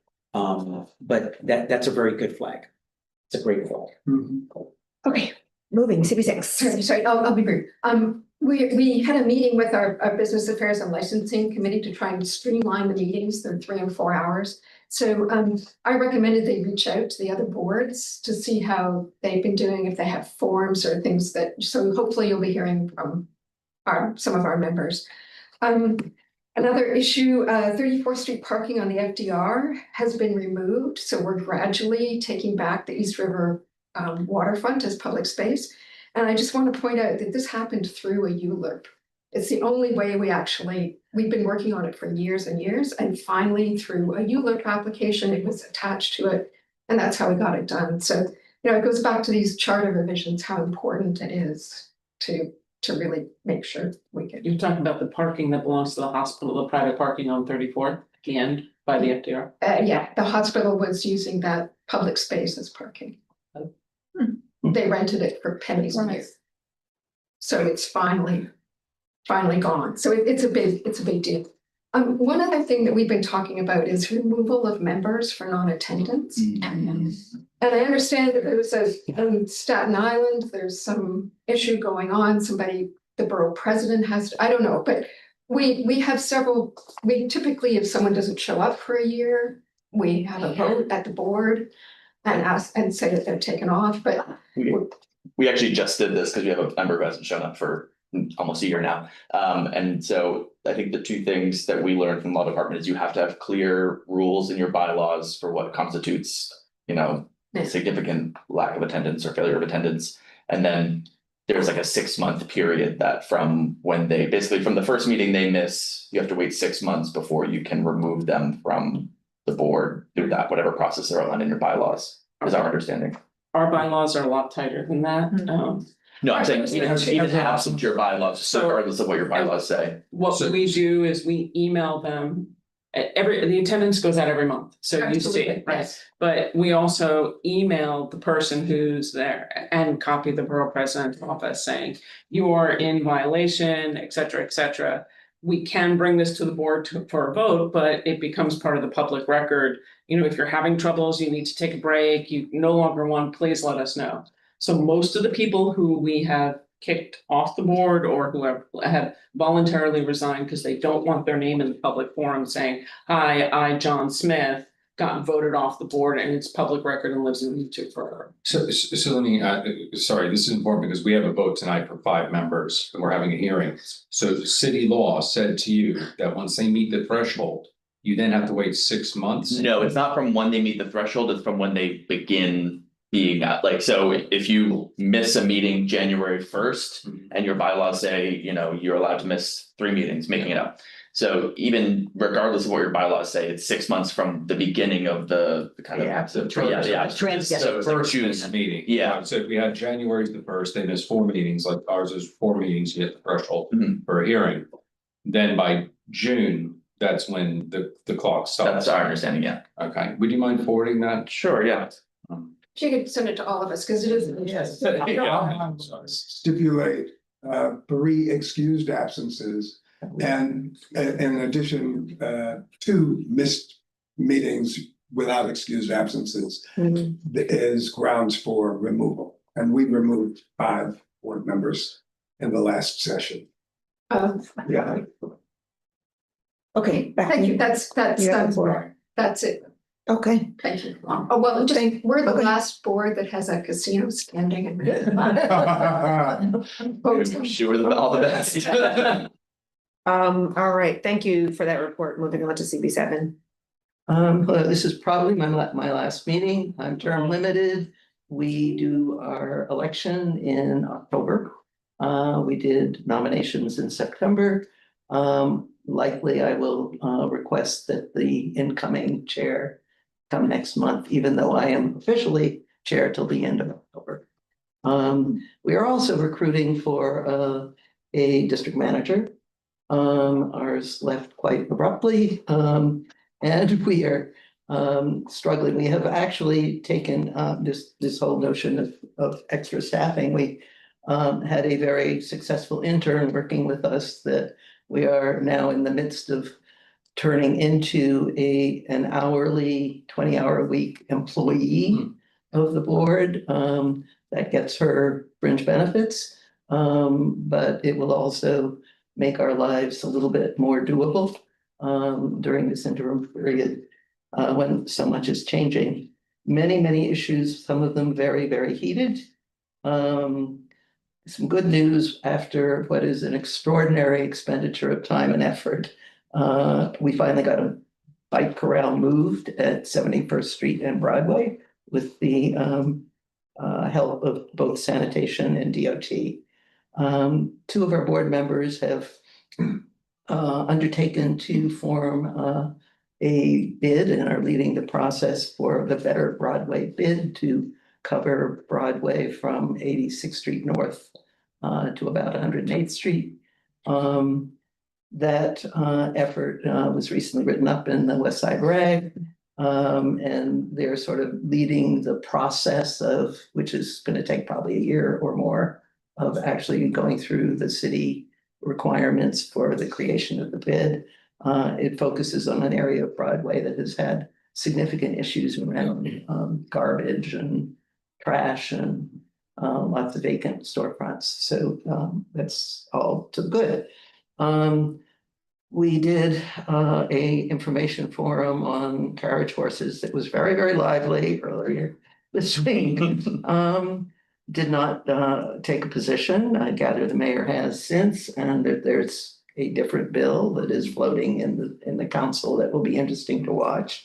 The mayor's position has come under criticism by some on our board for allowing electric carriages in lieu of the horse carriages, and many see that as a return of motor vehicles to Central Park in a way that they do not support.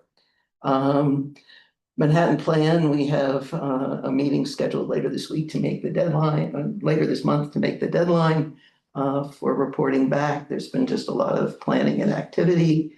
The big two issues we're facing right now are the ABC site, which is the largest will be vacant site left in the west side. Construction is maybe looming, but right now there's active demolition on the site as the ABC broadcast facilities have basically been vacated. Our local community is very concerned about having some access to information and means of input into the construction side here. So we passed a resolution last night at the committee level calling for an immediate construction advisory group to begin to make sure the community has a voice in issues around, the dust that's being, and the noise and the various vehicles and road closings and the like that are actually starting now with the demolition. Park West Presbyterian Church is back before the Landmarks Preservation Commission with their hardship application to de-designate and demolish the church. This is going to be a huge, huge issue for our community. We are on the record as opposing the demolition and not sure how that is going to be handled, but we do have a requirement to vote on this again as the application is pending before LPC. What else? Yeah, we've been dealing with, and I call this to the attention of the Borough President's office. We are having a lot of concern about recent efforts on the part of DC 37 to get into the gray area between voluntary and mandatory comp time. For our workers, we've treated many of their evening assignments for our meetings as voluntary comp time. We're now being told we must recategorize them as mandatory. That means they're paid out in cash, not in compensatory time taken off. We can't afford to continue the practice that we have now if all of those are mandatory. We're working on getting our co-chairs up to speed on being able to handle the tech themselves. For our committee meetings, we will obviously still continue to pay for our full board to make sure that's fully staffed and we can handle it, but we are very concerned about changes that may be necessary, including making some of the committees fully in person if we can't find alternatives that are affordable. Because some of that time is time and a half, and you also have to pay for the gray time between the end of the workday and the beginning of the evening meeting. So it's a very expensive proposition to make this change on a full basis. Anyway, that's a concern some of you may share, some of you may not. I guess that's about it. I've really enjoyed being part of this group, and I will still be obviously on the board, but others will sit in this chair. Thank you. Thank you. Thank you, Beverly. And we have enjoyed having you in this chair, and we will miss you for sure. Okay, moving on to Valerie. Oh, sorry. Oh, sorry to drag this out, but this like the comp time versus the paid time. I mean, I know our staff is like, don't hold meetings. That's the way to deal with it. They what? Yeah. If you don't have a good topic, don't hold the meeting. So, you know, it is a problem, like we do have comp time for. Comp time. Well, you may get visits, is all I'm suggesting. Will you actually pay money? Well, we don't, we try and do it all. Okay, yeah, for that's, free. but we haven't had anybody come to us about. You may. Okay, You may. okay, Just letting you know. okay, interesting. And is the borough president have some input on this, like standing of how that should work? So, I'd say if you have questions, you can check in with Deirdre in HR. Which is what, you know, how this is you know, which is how this has come about. And yeah, I think it's not yet something that is meriting broader attention, but I think that I appreciate the flag from Beverly, but we can have conversations with you know, about this, you know, in terms of HR, et cetera. That seems like it'd be a good executive session conversation. Thank you, sorry. That's okay.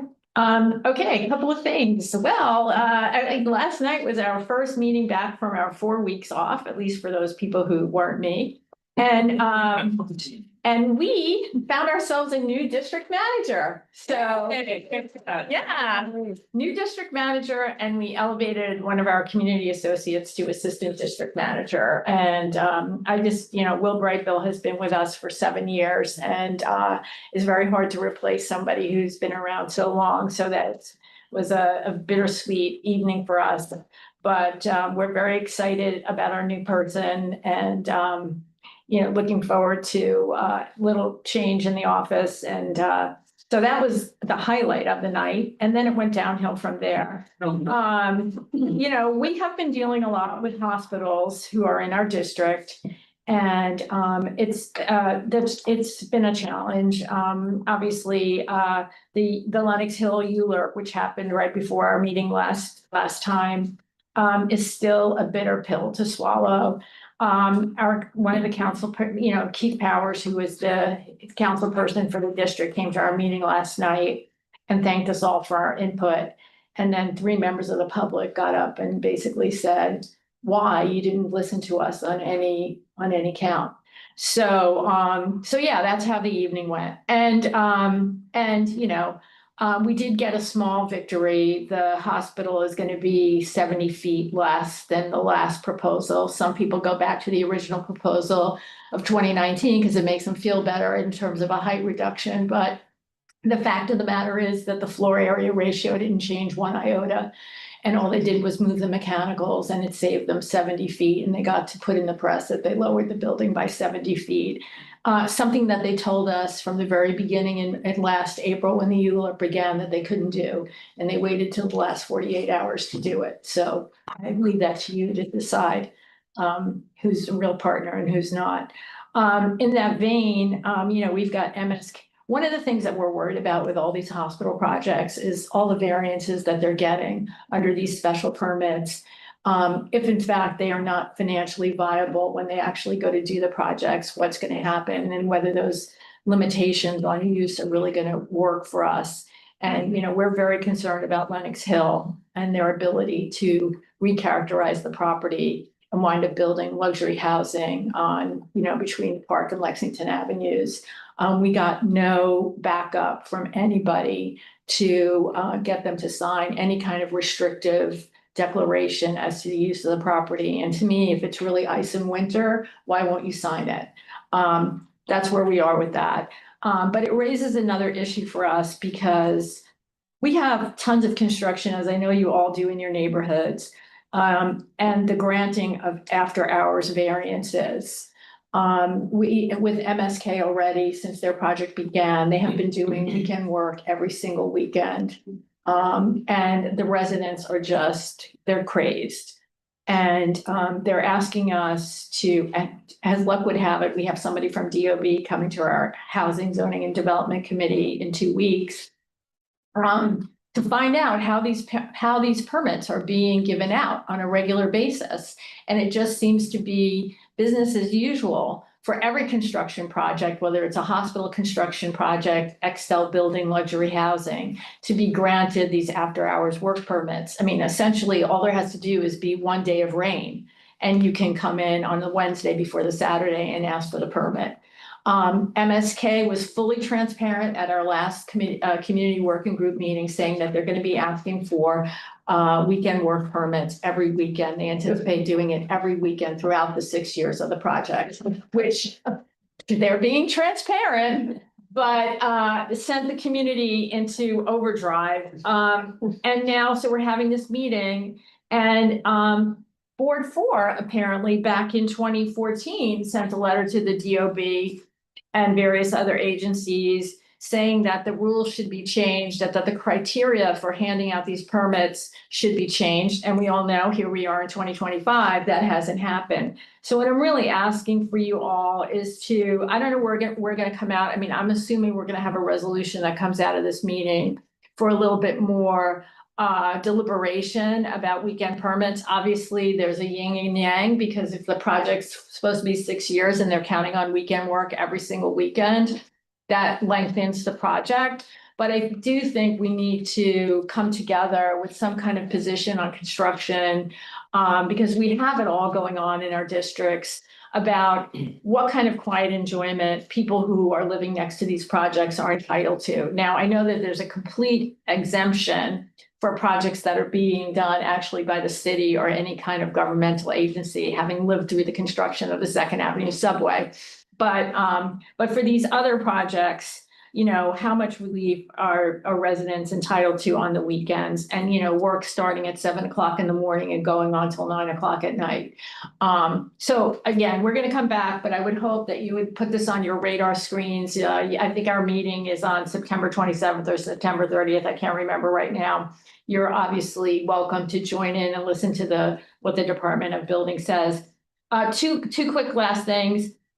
We had a redesign for Sycamores Park that came up, and our small committee approved it. Just to add to the length of the meeting last night, we had 35 members of the public come out against the redesign. And this is essentially the ongoing battle between pickleballers and the rest of the world. And pickleballers, if you want something done, have a pickleballer advocate on your behalf, because they are really adamant about how they need free pickleball courts all over New York City. And suddenly the parents woke up and said, hey, you're taking away all these basketball courts, putting in these permanent pickleball courts. And what about our kids? And where are they supposed to go? The adults are really playing pickleball, and they have a lot more ability to travel around and to use other park space. I mean, the Upper East Side is severely underparked. So, but this is the battle of our time. That's all I can say. We had fisticuffs, we had the police come to Carl Schurz Park and arrest somebody for assault over a pickleball tie. I mean, I'm not kidding. I mean, I wish I was, because it sounds ridiculous, but it's happening. And so we then voted down the redesign. Because we think that parents have a right to be heard and that the park should be doing something. And it just goes into how these things are being noticed to people, how they're finding out about it. They can't come to a community board meeting. Included new pickleball courts? Yeah, or not? permanent Okay. pickleball ball courts at the to the detriment of the basketball court. So, you know, can have 30 people playing basketball, you can only have 4 people playing pickleball. So it's kind of like, you know, what's the highest and best use? And where can these other people go? So that got voted down. And then I'll end on, we're having our arts fair on October 4th. We hope you'll come by. We have 145 artists confirmed. And I judged a component of the Talent is Timeless competition, which was in all of the elder or senior citizen centers. We have some of the most talented people over the age of 65. And we're gonna have some of them performing as part of the arts fair. So if you're near Rupert Park, near Rupert Towers, please come by on October 4th. And thank you very much. Oh, thank you so much. Sorry. Sorry to add to this, but I don't know if we had a proposal for new restrooms. And I don't know if people are looking at these, but they're really ugly. And I know it's not a criteria for community boards. But you know, the pushback is, well, if you say they're ugly, it's going to take more time, it's going to cost more money. But you know, these things, we have public restrooms that are here for 75, 100 years. And I really hope everybody's actually thinking about that when you do, you know, approve them for parks that they're coming to. So that's just, they're public buildings. I know it seems really I can send you, we just passed a letter on something like that, not on the aesthetics of it, but we're redoing a public bathroom in a park. And it said it's gonna be over 4 years and some million something dollars, not even to tear it down, just to retile and to do it. And so we didn't even talk about the aesthetics. We said, this is crazy. We refuse to participate in this conversation. We're not spending, like, we were so mad about it. One tile a week. It was anyway, but I mean, I know you're talking about, I think the aesthetics and how it looks. Yeah. But just the whole procurement, the process is just so laborious and. Don't know what it is because it's so ugly. New York, at the New York City, yeah, I mean, I didn't say ugly, but it is sort of out of place. Thank you for that note as well. If I may, I know we are we are inches away from adjournment, but if we can just extend for just a moment the Borough President's report with a couple of announcements, including obviously we were talking about leadership training series. So yeah. So yes, so I'm going to try to energize you with a little bit of information. The Community Board Leadership Training Series is back. It will be Monday, October 20th through Friday, October 24th. In addition to EEO, COID, and combating implicit bias, we have sessions from IBO, archiving and passing on institutional knowledge, emergency readiness with Homeland Security, using topography as a tool, navigating the HPD, DOB, and US Census Bureau's data portals. And all that information can be found on our website at www.manhattanbp.gov. We have a LGBTQ Business Summit in partnership with National Gay and Lesbian Chamber of Commerce, New York, Sunnyside, Queens Chamber, and the TD Bank. We are also being joined by the Bronx and Queens Borough Presidents and the Public Advocates Office. That's tomorrow, Friday, September 19th from 10 to 4, John Jay College. And you can go to info@nglccny.org, which is the National Gay and Lesbian Chamber of Commerce. We are marching, as you heard earlier, the African American Day Parade in Harlem. That's Sunday, the 21st, 12 noon is where we're meeting on the corner of 111th Street and Adam Clayton Powell Boulevard. Our Hispanic Heritage event will be at the Sugar Hill Children's Museum on 155th Street and St. Nicholas Avenue with a performance by Ballet Hispanico. And that starts at 6 p.m. We do have a college fair we are hosting on October 25th at Boricua College. And you can get more information at events@manhattanbp.nyc.gov. Following anything else that was part of today's, if you have a follow-up, you all have my email, feel free to reach back. Thank you. And did you, all minds clear? Okay, I'm now the pastor of Borough Board. May I have a motion to adjourn? Motion to adjourn. I'm second. Okay, great. Excellent. All those in favor? Aye. Aye. This meeting is adjourned. Thank you. Thank you. Loving.